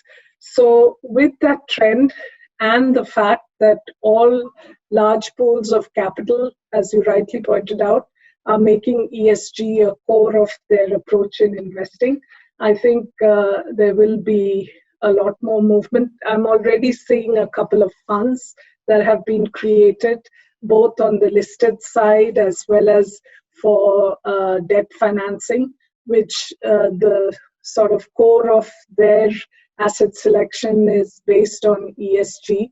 And we are proactively looking at these funds. CDPQ ourselves, we've publicly made a commitment in 2017 to reduce our portfolio emission footprint by 25%, and we are well on track to do that. I would say during COVID and post-COVID, the S becomes even more important, and that's one of, if you ask me, one of the long-term risk areas that India needs to really address proactively. It is the inequalities, the social aspects, and of course on governance, I think the revised Companies Act, as well as the steps being taken by many of the large corporates towards improving governance, especially the kind of board functionality, those are all positives. But as you rightly said, it's an area where India, I think, can really make a lot of improvements and therefore be able to tap into the pools of capital that are ESG focused. Thank you, Anita, for such a comprehensive answer. Satish, I'm going to come to you with a bit of a tough question, more driven around the fact that we've seen great institutional frameworks for investments develop across Canada and the US, both across universities as well as pension funds and endowments. Unfortunately, India is still very, very early in that life cycle. And a large amount of the investments still continue to be retail and high net worth. And I think how could we work together, or how could it kind of take a better shape? Because eventually, if the institutional investment framework improves, a large focus on matching the liabilities and potentially improving the sustainability for a lot of our socioeconomic needs can be met. So any 2-3 learnings from your side in terms of how Canada has been able to kind of be able to make this a fairly formal setup? Well, I think the biggest benefit for us is that there's a purpose of why we invest. Purpose besides just making fees or profits. And I think that if we're able to link long-term economic, social issues towards why are we actually in a country, why are we actually making that investment, what's the purpose of that investment, that connection is absolutely critical. When you look at what we've done around the world, we have focused on this in many cases. So we even look at businesses that are treating their employees not all that well. We automatically exclude those from our screening process. So there is the Canadian brand that you're alluding to has a very strong purpose of why we're actually in a country. Why do we go to India? Why do we go to other parts of the world? It's a purpose around providing stable, secure, meaningful pension plans for people. And that mindset resonates through all our portfolio managers, all our leadership team, and our stakeholders. And so I think that, if India is trying to attract more people from around the world, I would actually encourage you to find more investors around the world that have a really strong purpose in their mandates. Purpose besides just charging fees. And I know I'm being very aggressive in that terminology, but there's a very special person that wants to work in a pension plan, and the reason they come in the door every single day. And so when that person is given capital to invest in the world, they want to invest in a country, in a partnership, in an asset that has similar visions and guidelines. So I think that if India is able to connect that the reality of the great opportunity with a great purpose for those investors around the world, you'll actually have a partnership that will last beyond the next quarter, the next year, but last for many, many decades. Thank you, Satish. Thanks a lot. I'll just take some quick closing remarks from all of you. It's been an engrossing 35 minutes. And Mark, I'll open it up to you first. Any closing remarks at all? Well, again, thank you for the opportunity of sharing thoughts on India. India's one of the most extraordinary countries in the world, one of the most extraordinary markets in the world. And we CPP Investments have huge confidence in the recovery of India. We really hope that the recovery is quick and we get through this pandemic situation, and India's back up and running at full steam over the next in the next few months. And so we hope and wish India a really successful recovery here, and we look forward for many decades of investment in India, and flourishing and mutually beneficial relationship. Thank you, Mark. Coming to you, Anita. Thank you also for inviting me, and it's been a pleasure to be here with Suresh, Mark, and with you and the others. I think for us, India will continue to be a very important market, and I think India has a great opportunity in terms of, being an investment destination for countries that are looking to diversify supply chains, for countries that are looking for talent and entrepreneurial skills. One of the things on the technology side with Stack India, as well as the different approaches in terms of e-mobility and other, I would say, tech and consumption coming together, India has the entrepreneurial talent and the ability to really become a center for cutting edge technology applications to consumption needs. And I also see technology as a great equalizer, the access to education, to healthcare. And one of the silver linings of COVID that I'm hoping for is that we can use technology really to reach services to people at scale. Thanks. Thank you, Anita. Thanks a lot. Satish? Well, thank you for having me and Omer's as part of this panel. And, we are very excited about the long-term opportunity. We've only been there for a couple of years, but we expect our journey to be many, many decades. And I think the big thing for us is that there's very few places in the world with the size, scope, and the growth opportunities that we're seeing within the region. And we find it quite easy to do business there. I think that the hospitality, the relationships that we built up are absolutely terrific. And we hope to deepen our relationships in the near future, in the next 10, 20, 30 years. And we do believe that the opportunity to have great returns that meet our liability streams are absolutely there in India. Thank you. Thanks a lot, Mark Machan from CPPIB, Anita from CDPQ, and Satish Rai from OMERS. It's a pleasure and a big thank you for making it here, both from Invest India and IFL. Thank you. Thank you. Thank you.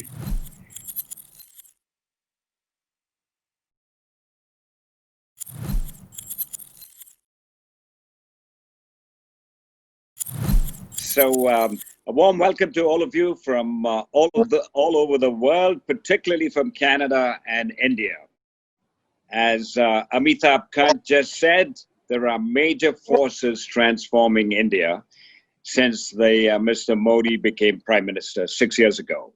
Mr. Modi has provided economic freedom to Indians that is having a dramatic impact on India. Ease of doing business in India has come down from 144 ranking in 2014 to 63. So the ease of business has improved dramatically.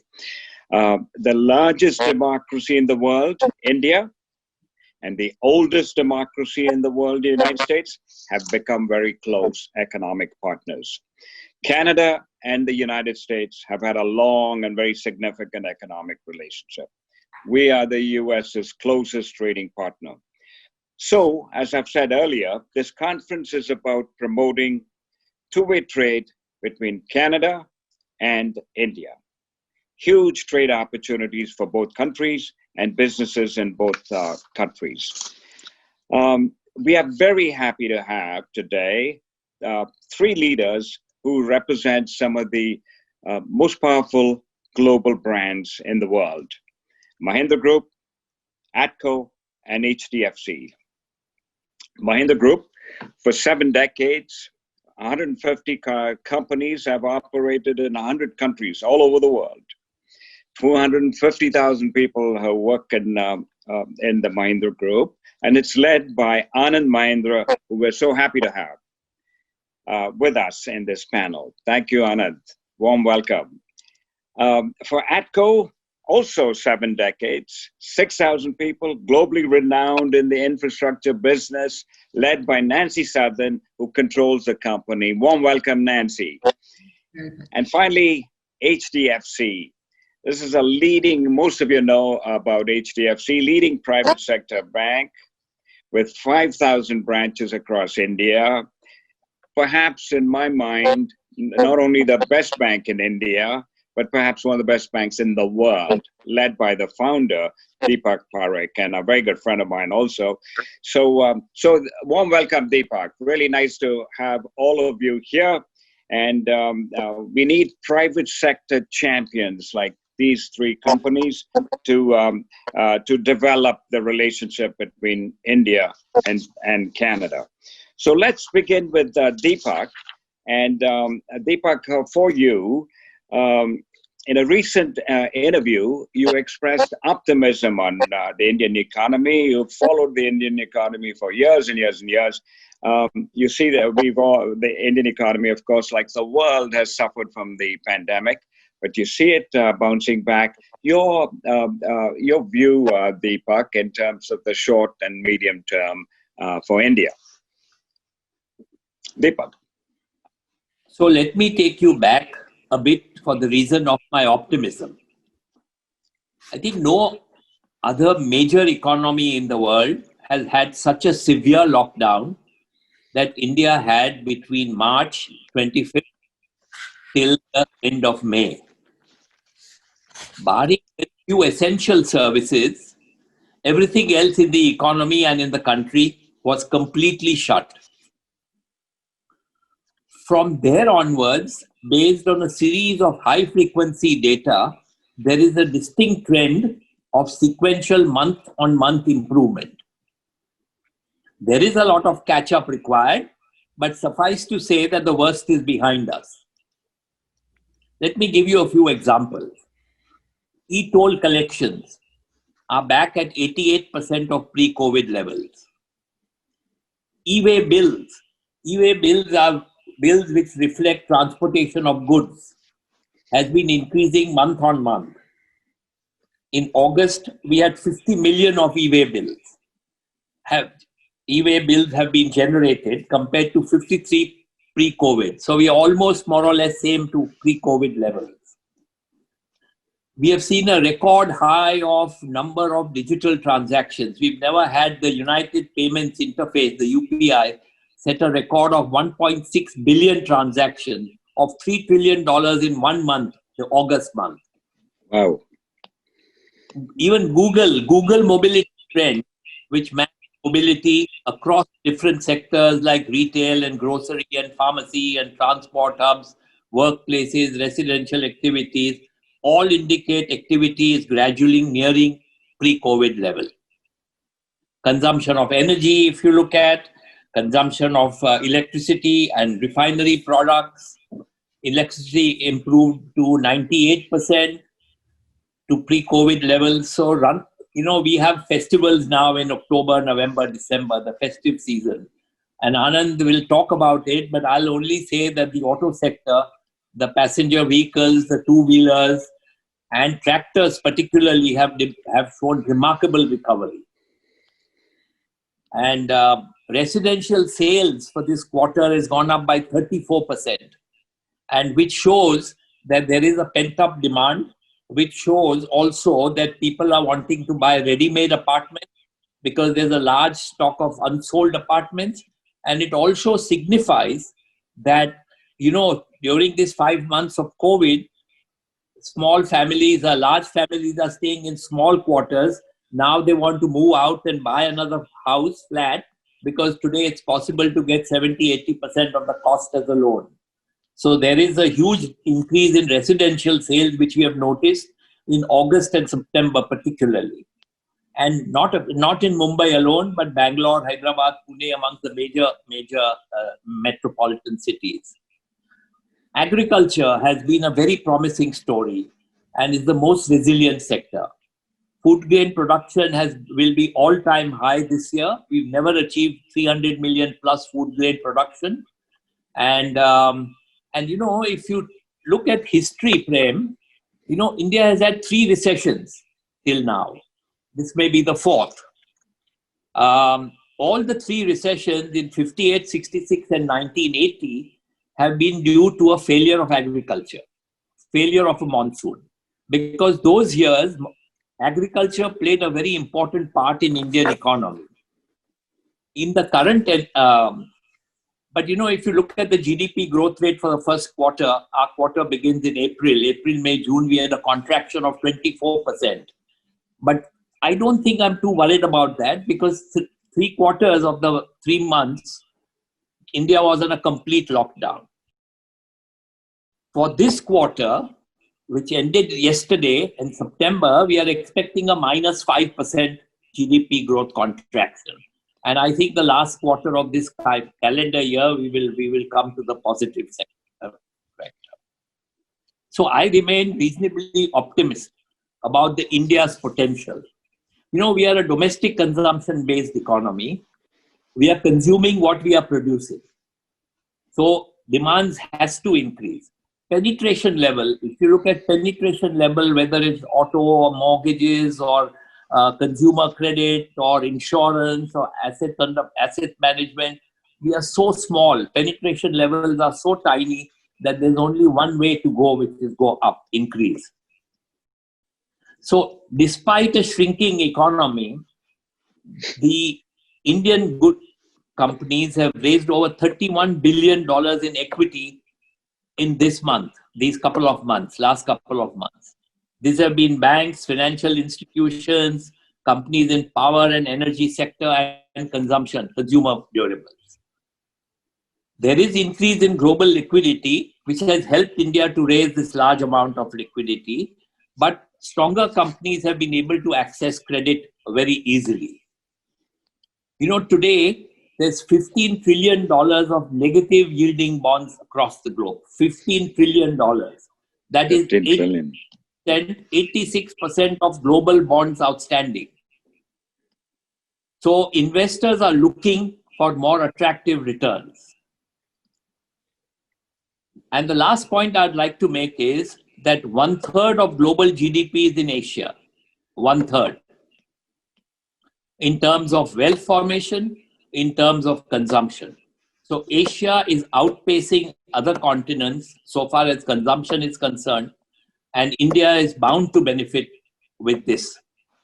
And a latest McKinsey report said that 90% of the next billion entrants into middle class, 90% of the next billion people who are entering middle class will be in Asia.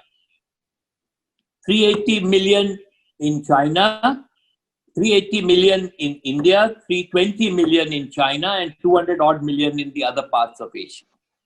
So with that, I rest my case that I'm very optimistic about the medium to long-term potential of India. That says it all there, Deepak. 380 million entering the middle class. Our Bank of Canada governor made, when you were talking about recessions, Deepak, he made the point that, this is not an ordinary recession because the economy was closed. There was not excess housing or excess borrowings. The economy just had a lockdown all over the world.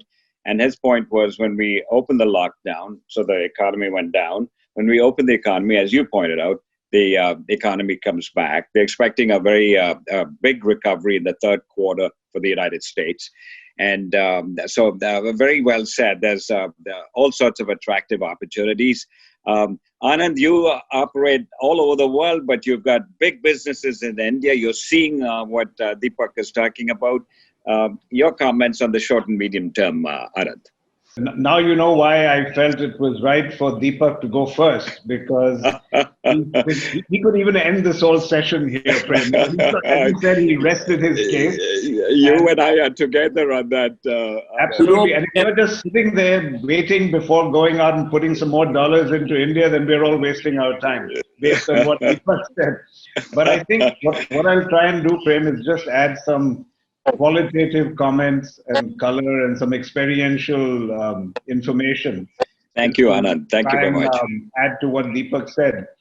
Deepak is a very plain speaker. All over these years, he's been very direct, very critical when the occasion demanded. So for him to be this positive, I don't think one should take that lightly. But having said that, I want to say that, up until very recently, there was enormous concern about how India would weather this storm. First of all, it was seen as if the lockdown was far too draconian, was far too sudden, and what happened certainly was a little unexpected in the sense that migrant workers went back home because they had no work in their places, their locations of employment. And it created an enormous strain on transportation because transportation had been shut down. There were tales of woe.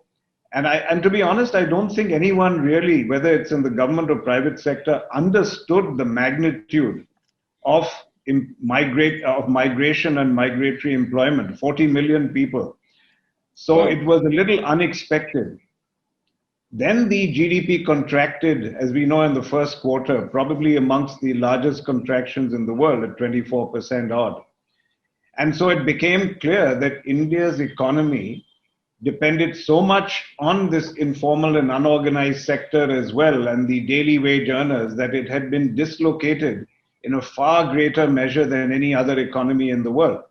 And of course, without a social safety net, the consumption by these sectors, which were the most affected at the bottom of the pyramid, that completely went through the floor.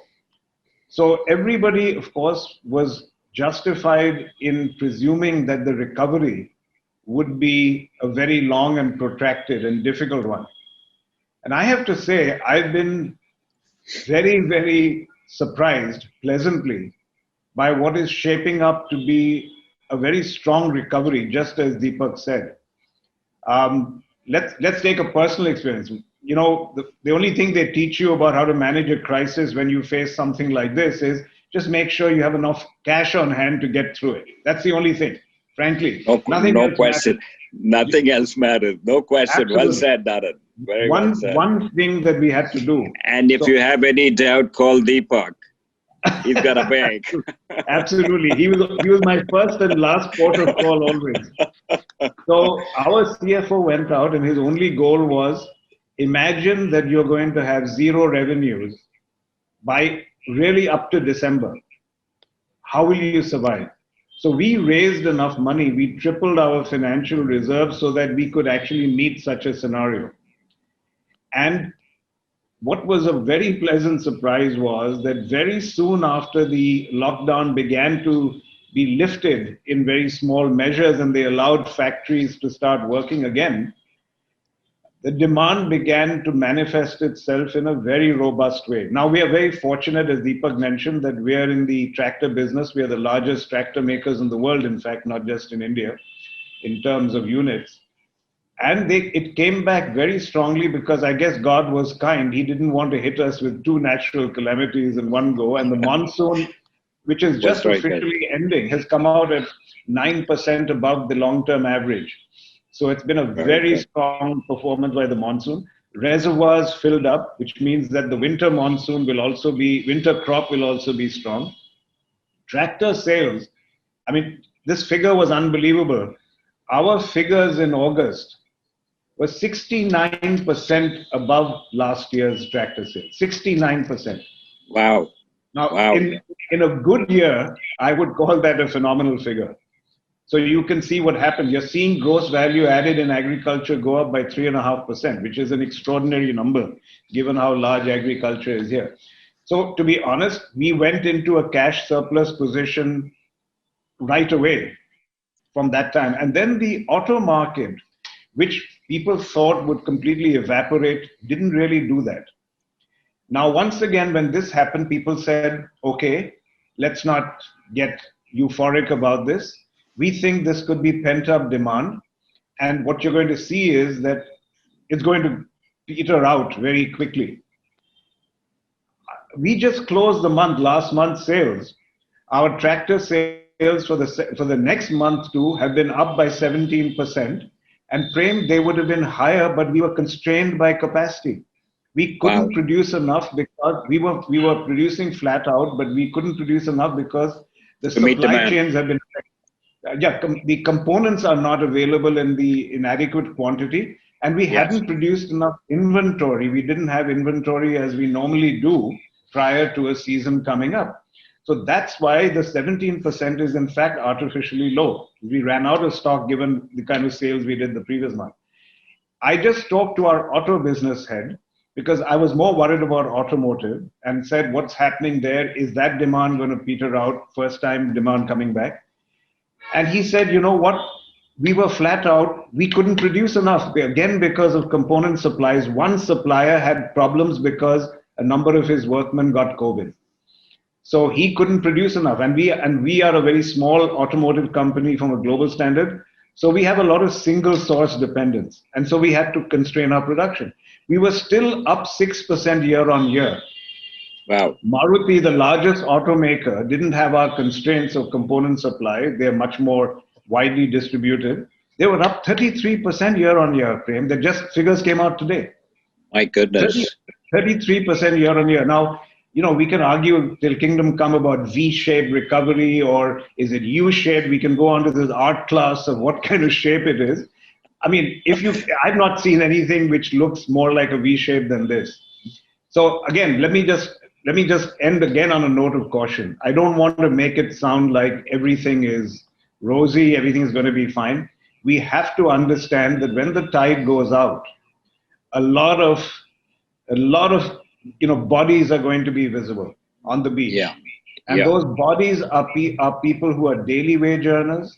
They are people in small and medium enterprises who have been wiped out through consolidation of the buying, by people cutting their wage bills, by consolidating supply sources. There is enormous pain that is going to be felt around this. So we cannot wish that away. And therefore, I would end by saying that the government needs to understand that even though these figures of large companies and tractors and auto look good, and that's wonderful, they were going to have to raise their stimulus plan. I have become a votary overnight of what is called modern monetary theory, which, as you know, is about deficit financing, provided it is local deficit financing. Not that you are running up debts to borrow from overseas or to buy from overseas, but as long as your buying is local, in an unforeseen, once in a lifetime occurrence like this, people's lives, their livelihood, their survival becomes important. If you have to print money, to use a crude word, the government's going to have to do it to prevent enormous deprivation. And in my opinion, social issues, crime rates, abuse of women in households because of people being locked in, the number of suicides going up, the rising crime in India, those things are going to have to be looked at. So I'm shifting my hat from being a business head to saying, I worry that unless the government really loosens its purse strings to support those at the bottom of the pyramid, we're going to have some social issues. And I'll end there. I hate to end on let me not end on a negative note, Prem. You know my business portfolio. Tell me which business of mine do you think should have been the most hit by this? And I'll give you a clue. It's a business that you've invested in also. The tourism business. Tourism, right? I talked to our holiday guy yesterday. The last time I talked to him, only 5 out of our 39 resorts were open. Now we have 39 open. In 16 of them in states which have opened up travel, Prem, the occupancy is 80%. He doesn't have rooms to give to people. Which is fantastic. You know, when you said revenue goes to zero, Anand, that's what happened to the tourism industry. Absolutely. Went to zero. And Anand, this is excellent what you have said. And it's interesting. It's a nice transition to Nancy, because that's exactly what Canada did in terms of looking after the people most hurt in this pandemic. And the United States is still, they reacted very quickly initially, and they're still talking about more for the people who are at the bottom of the pyramid, in your words, Anand. But Nancy, your perspective, Nancy, from Western Canada, it's a great success story that your company's had, ATCO. Your perspective, Nancy. Well, thank you very much, Prem, and it's a great honor to be here with Anand and DEEPAK. I'm very honored to participate in your conference. Talking about artistic models, I think in Western Canada, we're looking at more of a W. in terms of recovery. And certainly in Western Canada, what we're seeing for the rest of the nation is a two-speed economy and a two-speed recovery. In about 2015, Western Canada was hit fairly significantly with the reduction in commodity prices, and particularly oil and gas, and we started to see the robust businesses driven by the resource sector decline. And now we have this double whammy of the virus that has put us all into lockdown. We also have a lot of uncertainty in terms of regulation that is still swirling around in Western Canada in terms of development of our resources. And so we're seeing very low growth, in fact, negative growth in Western Canada and Alberta, where we're headquartered in my home province. From a global perspective, ATCO participates in ports, in shipping in South America, in utilities, and workforce and modular housing, manufacturing in Australia and Mexico, and of course utilities and our founding business here in Canada. We are looking outside of Canada for future investment and growth. We don't see the same robust numbers of comeback, and nor do we have the scale of population that DEEPAK and ANAND have talked about in terms of movement from below middle class into the middle class, even at the lower end of the middle class income story. And so we really do see that our future, and I believe most Canadian companies today must be looking outside of Canada for their growth. Not on a national scale, I believe we're at about 95% of pre-COVID GDP. We seem to be coming back relatively well, but that is not the case in Western Canada. And so for our company, we too, Anand, felt cash has to be king right here in this time. What happens as our revenue starts to decline? Even in the utility business, which are kind of the golden blue chip businesses where you have a guaranteed rate of return from the regulator, when you have zero growth in the population base or the industrial base, plus the pressure of lower interest rates on the return on equity that's approved by regulators, then we start to see quite a significant decline.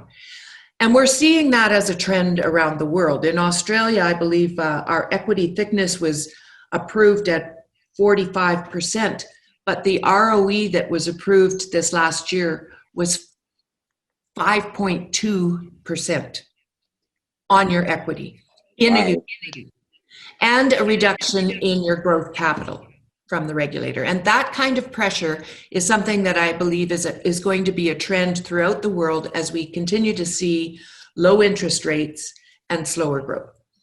So where do we look for our future, from ATCO's future?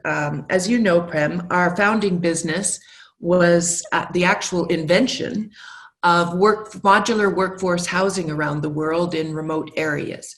And that's been a great business for us, but it's very cyclical. And so then we moved into the utility business. It's very capital intensive. And so you want to have some surety around it. Power generation, for example, is now starting to accelerate in terms of efficiencies on about a 10-year cycle. And in former times, one would build a power plant for about a 40-year life.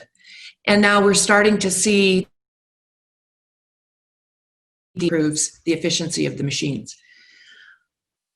We believe that as we transition to a cleaner economy globally, that there will be a great need and demand for shoring up the grids, making sure that you've got modern grids that can respond to both the intermittency of renewable generation and also have the backup of baseload generation for demand. That is, in my mind, of particular interest. When it comes to India, from our perspective and looking at future investment, we see that that is probably a great opportunity. I think our concern is still the regulatory environment. We need to have a little more clarity on the overriding national regulator versus the state regulators and the municipal regulators. But the other opportunities that we see for investment in India is something that DEEPAK and ANAND touched on, and that is this growing middle class and the requirement for housing. And we believe that the fast deployment of modular housing, not in your traditional industrial camp that you would imagine an ATCO trailer in, but in actually well-designed modular homes that are comfortable and at a very competitive and economic cost, that can be deployed very rapidly into communities that are experiencing rapid economic development. That is a huge opportunity, Nancy, for your company in India. Wouldn't you say, DEEPAK, Anand, in terms of modular housing, very reasonably priced, able to deploy at any place in India? I'm thinking... Absolutely. Nancy, you have two potential partners if you would like to come to India, both Mahindra or HDFC. Both can come together with you. I think this is a huge opportunity. What we need is faster construction. India, we still use the old technology. It takes too long to build one building, and we need much faster. So we need more modular, and we've somehow not got modular homes in India yet. A few places, yes, but very, very few. And Nancy will escort you to India. Fairfax will escort you to India and make sure that you meet all these people. Hey, but one question. We've had this, people have talked, Anand, you talked about the fact that we had a lockdown. Unexpected. DEEPAK, you talked about it, and we closed the economy. We didn't have any numbers. We didn't know what was happening. Now, if you have a second wave coming in, can any country afford to have a lockdown, DEEPAK? Well, I think that some type of lockdown would be necessary if a major wave comes again, if second wave. Meaning wherever the hotspots are, as opposed to the whole country. Right. We say contagion, wherever there is. But you see, the good news in India, Prem, has been the mortality rate in India is perhaps one of the lowest in the world. It's just 1.7%. And although numbers have come to it's crossed 6 million, the fertility rate in India is low. And my experience being associated with some hospitals, most of the patients are asymptomatic, but when they do the test, they are positive. So they have to be in hospital. But many asymptomatic cases are there. And after 4 or 5 days, they leave because there's no fever, there's no indication. But somehow the test comes positive. So I personally feel that the seriousness of the virus has come down in India. There is more confidence and courage in the minds of people because we see more things opening up and more people in the office. I was in the office the whole day today. So, and we see more people willing to come. Transportation is a key issue because the suburban trains, which are the main source in Mumbai and other parts, transportation is still not open. And they are talking of having some kind of limited controlling the number of people in particular compartments and opening up sometime in the month later on this month. So I think we have, after seeing this severe lockdown, I think we are prepared that life will not come to a standstill. There is social distancing, there is sanitizers, we have all the standard operating procedures which are followed all over. Even in our offices, we don't talk.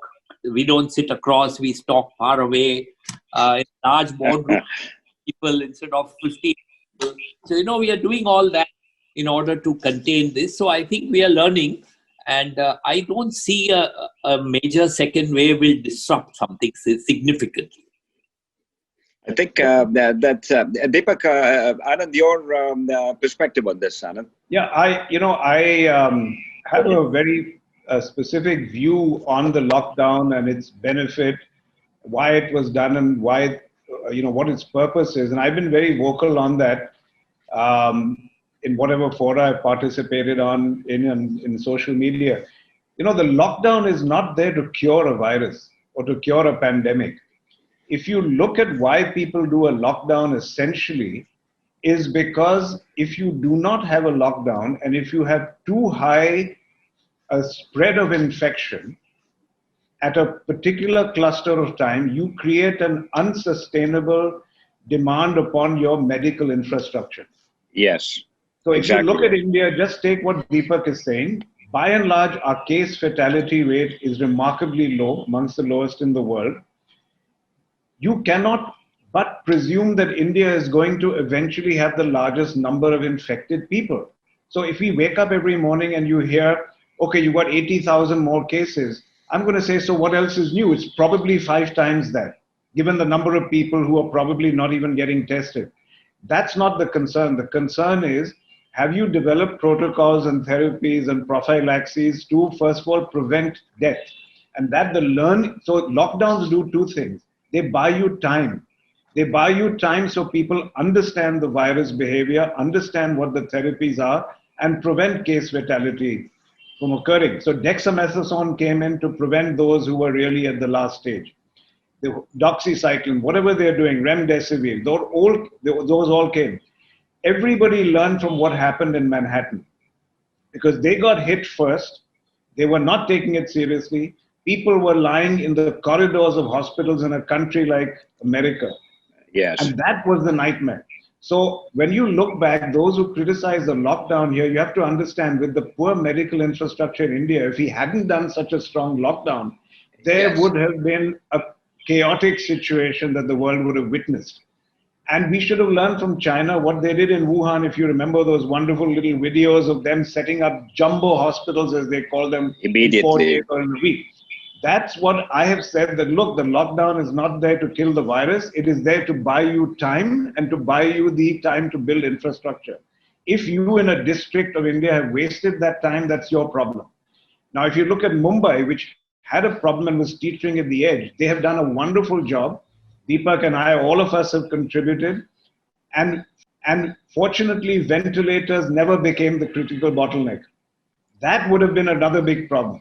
And we started making ventilators in our company. We reverse engineered them, ready for a crisis. Happily, it turned out that that was not needed to cure this problem. So we don't have a problem of ventilators. It is only in ICU beds. ICU beds are the critical bottleneck. Fortunately, in India today, we are above that. In Mumbai, certainly. Those places having death rates which are higher are those which haven't built the infrastructure. Now, how does that relate to your question of what might happen? I'm saying don't get surprised or alarmed if you see the numbers of people infected in India going up. That's inevitable. In fact, the faster it goes up, the better it is for herd immunity, as they call it. Exactly right. What we have to look at is the medical infrastructure holding up? And if it is, given that most of the people in India, the fatality rate is low, the lockdowns will not be that severe. I am in touch with the government on certain committees. I sit on the committee which does their app for the health app for this. And they are very well seized of the issue that right now, as long as medical infrastructure holds up, lockdowns only now will hurt. And therefore, you're going to see lockdowns lifting. Don't expect to see a flattening of the curve of number of cases is all my comment is. I think you're exactly right. And you see it in the United States also, and in Canada, as we get back to work, you see the cases going up, but hospitalizations are like flat to down, and deaths are very, very minimal. Texas, Florida, cases have gone through the roof. Hospitalizations and deaths have been very, very minimal. No, nothing like what it was in March and April. So very well said. For the two of you, when you look at India long term, there are many people here who, like Nancy, are looking at where they can. Canada is a small country, relatively. You've got massive opportunity in India. And lots of economic development, that will come through. What type of economic growth long term? We come out of this COVID and it's back to pre-COVID. What sort of figures? Tough to say, but 7, 8, 9%. India's had among the highest growth rates in the world. And the Prime Minister wants to take a 2.5 trillion economy and make it 5 trillion in 6-7 years. Any perspective on that, Deepak, and then Anand? Let me begin by saying that, it took India 60 years. It took India 60 years after independence to become a $1 trillion economy. And we became a $1 trillion economy in 2007. But we became a $2 trillion in 2015. So in 8 years, we added $1 trillion to our GDP. Wow. And today we are almost 3 trillion. And our Prime Minister's goal is by 2025 to be a $5 trillion economy. So in the services sector, if you divide our GDP between manufacturing, agriculture and services, services is the largest allocation is for services. And, this includes IT and logistics and banking and everything in it. And the service sector has always been growing double digits because of the outsourcing, because of the software development companies, the large companies that we have. And so I personally feel that both in manufacturing and in software, in service sector, there is enormous growth potential. And if you look at, some of the comments made by some of the IT people are that they used to run to the United States for $1 million contract. Now sitting in Mumbai and sitting in Bangalore, they're getting $5 million contracts on the telephone and on video. No need to go there. It becomes much, much easier. So the even manufacturing, I would say that seeing what's happening in China and what Japanese companies are doing, I think the China plus one strategy, we are trying hard, and even the government of Maharashtra has set up a committee. How can we be that plus one in our state? And we be a second source of manufacturing for multinationals, so they spread their risk between China and India. And even at the government of India level, there's a huge activity going on with Japanese governments and other Korean governments to see if some of their companies, large companies, want to relocate. And we will give them red carpet treatment, and ease of doing business will be better. And they form task force and doing that. So I think the government is also doing their bit by trying to get more industries to come into in India. So if you ask me which sector, I think the financial sector has expanded significantly, even though it has expanded. As I said, the penetration level is so low in India, whether you look at any of the financial products, that there is a massive opportunity in that.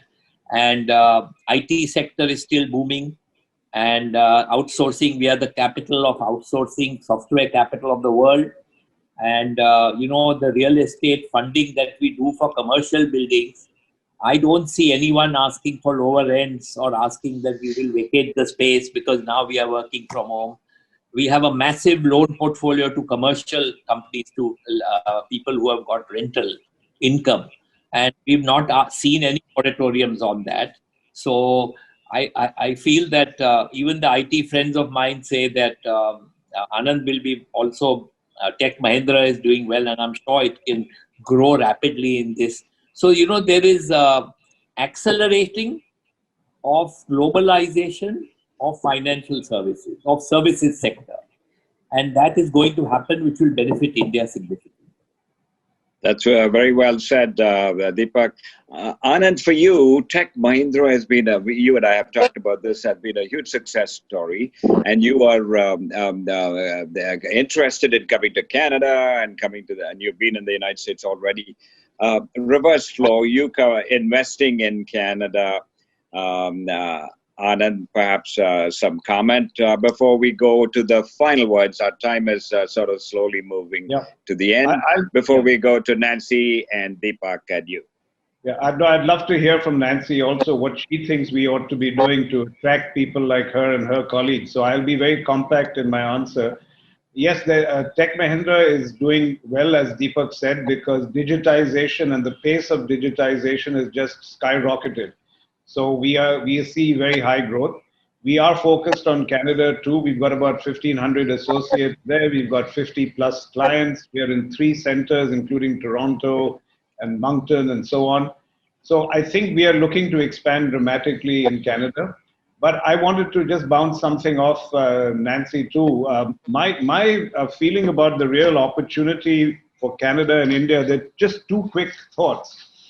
One was, of course, this, what I think is a major discontinuity in the world about global companies realizing that they have to find a hedge to China. And I'm saying a hedge. It's not that they're going to move out of China en masse. But I was wondering whether that is an enormous opportunity for Canadian companies to come in, given the government's focus on getting more manufacturing out of India. They've radically changed the tax situation. As you know, the tax rates have been reduced, 22% for new units, manufacturing 15%. They are laying out the red carpet. Invest India is working on a single window, which is going to be a dramatic change in ease of doing business. So does Nancy think that there are opportunities for companies from Canada to come in and locate for exporting elsewhere? And secondly, there was uncertainty about the US and Canada's relationship with NAFTA and what was going on. But now with the USMCA in place, I think a lot of Indian companies would like to be based in Canada. You know, there's been a dramatic shift, whether it's individuals or companies. People are seeing Canada as a very hospitable place. Most Indians are, because of the political climate, the inclusive nature of your government. So can Canada create a belt, you know, of maybe like export zones where there are special incentives given to Indian companies that may want to come in and don't find Canada giving enough scale for setting up manufacturing or assembly. But can they be on a border and actually access the US out of Canada? If that is the opportunity, I think most companies, and as I said, individuals would much prefer to be located in Canada. But again, I'd love to hear Nancy's views on all of that. Very well said, Anand. Nancy, your the views on what Anand said, and perhaps any concluding comments. Thank you, Prem. Anand, I think we actually are the proven example of being able to manufacture right here in Calgary, Alberta, and be able to ship to the United States. And that's we've done relief camps for the fires in California. We've done LNG modular industrial camps. It's important in our business to have a bit of a distributed approach to manufacturing, but I don't see any reason why you don't. It's only a 3-hour drive, and it's a straight drive to the US border from here. So, and of course in Ontario, it's even closer to the border, although the bridge is a little more congested. So I think it's a very viable opportunity. And I know that the Premier in Alberta has set up his own Alberta Invest Corporation to try and attract and make it very attractive for foreign direct investment into Alberta from India. He's very focused on that. So I think that it's a great opportunity. I also see the opportunity, our strategic IT partner, ANAND, is a different company, but based in India. And so I've had the occasion to visit Bangalore and their operations on many occasions. And I have seen a very, very healthy, competitive environment in that space that Deepak was talking about earlier. Very rapid transformation into the cloud services and all of the aspects of technology that are so important to all businesses, but I see it as particular interest to ours in the IoT of things as we try to modernize grids around the world. So I think that combination of working relationship can be a base for how we actually expand into more capital intensive ventures because you can build trust. And I certainly would cherish offering you opportunities as your partner here, and look forward to opportunities as your partner for us in India. I think we have over 5% of Canada's population comes from India. And I believe that there's a great desire to have better cross-cultural as well as technological advancement between our two countries. Hey, well said, Nancy. Canada is such a welcoming country.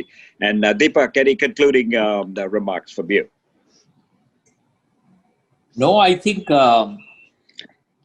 that little issue we had with Canada and India, I think it's behind us. And you have excellent High Commissioners, Ambassador in Delhi. I knew this one. I know the present one and the previous one, and they are very outgoing, and they're doing their work very well, trying to introduce Indian companies and vice versa, trying to get Canadians to introduce them to us. So I think that we have to exploit our old relationship. Don't forget we were part of the Commonwealth, and Commonwealth has gone between the two of us. We can build, said very rightly, I think Indian corporates would like to be based in Toronto or Montreal or probably some other parts and service United States from Canada rather than having offices in different parts of the US. Thank you, Deepak. Anand. No, I don't really have much more. I think we started with Deepak. We should end with Deepak. He's the perfect bookend to any panel. Hey, so listen, so when we end, should we say there's India is going from 2.5 trillion, as Deepak said, to 5 trillion. No other economy is doubling like that. Canada's got 2.5 trillion. We're going to go up 4-5%, 3 to 5% each year. The opportunity for Canadians, as you're watching this, 2.5 to 5 trillion, tons of opportunity. Anand, you put it well, for Indian companies wanting to serve America and Canada and Mexico, we've got a trade deal. So you can locate here. You're welcome. This is a wonderful country. I'm biased. I think it's the best country in the world. And but it's welcoming to Indians and other people. So I want to thank our panel, wonderful panel that we've had. Thank you very much. And thank you all for watching this. So thank you, Anand. Thank you, Deepak. Thank you, Nancy. Thanks again. Bye-bye.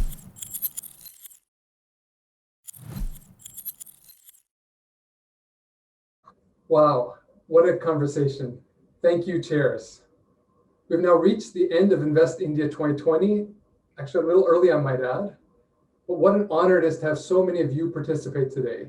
The numbers and responses have been incredible. This is certainly the largest gathering between Canada and India this year. I would like to start off by thanking Prime Minister Modi, his office, and each one of our preeminent speakers today.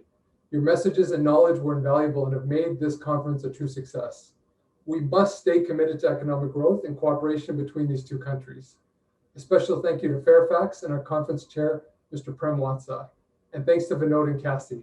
Thank you to both High Commissioners Patel and BISARIA and their entire offices. Thank you to our amazing sponsors, Invest in Canada, IFL, Air Canada, OMERS, CPP Investments, Global Affairs, Bombardier, BMO, and Sun Life.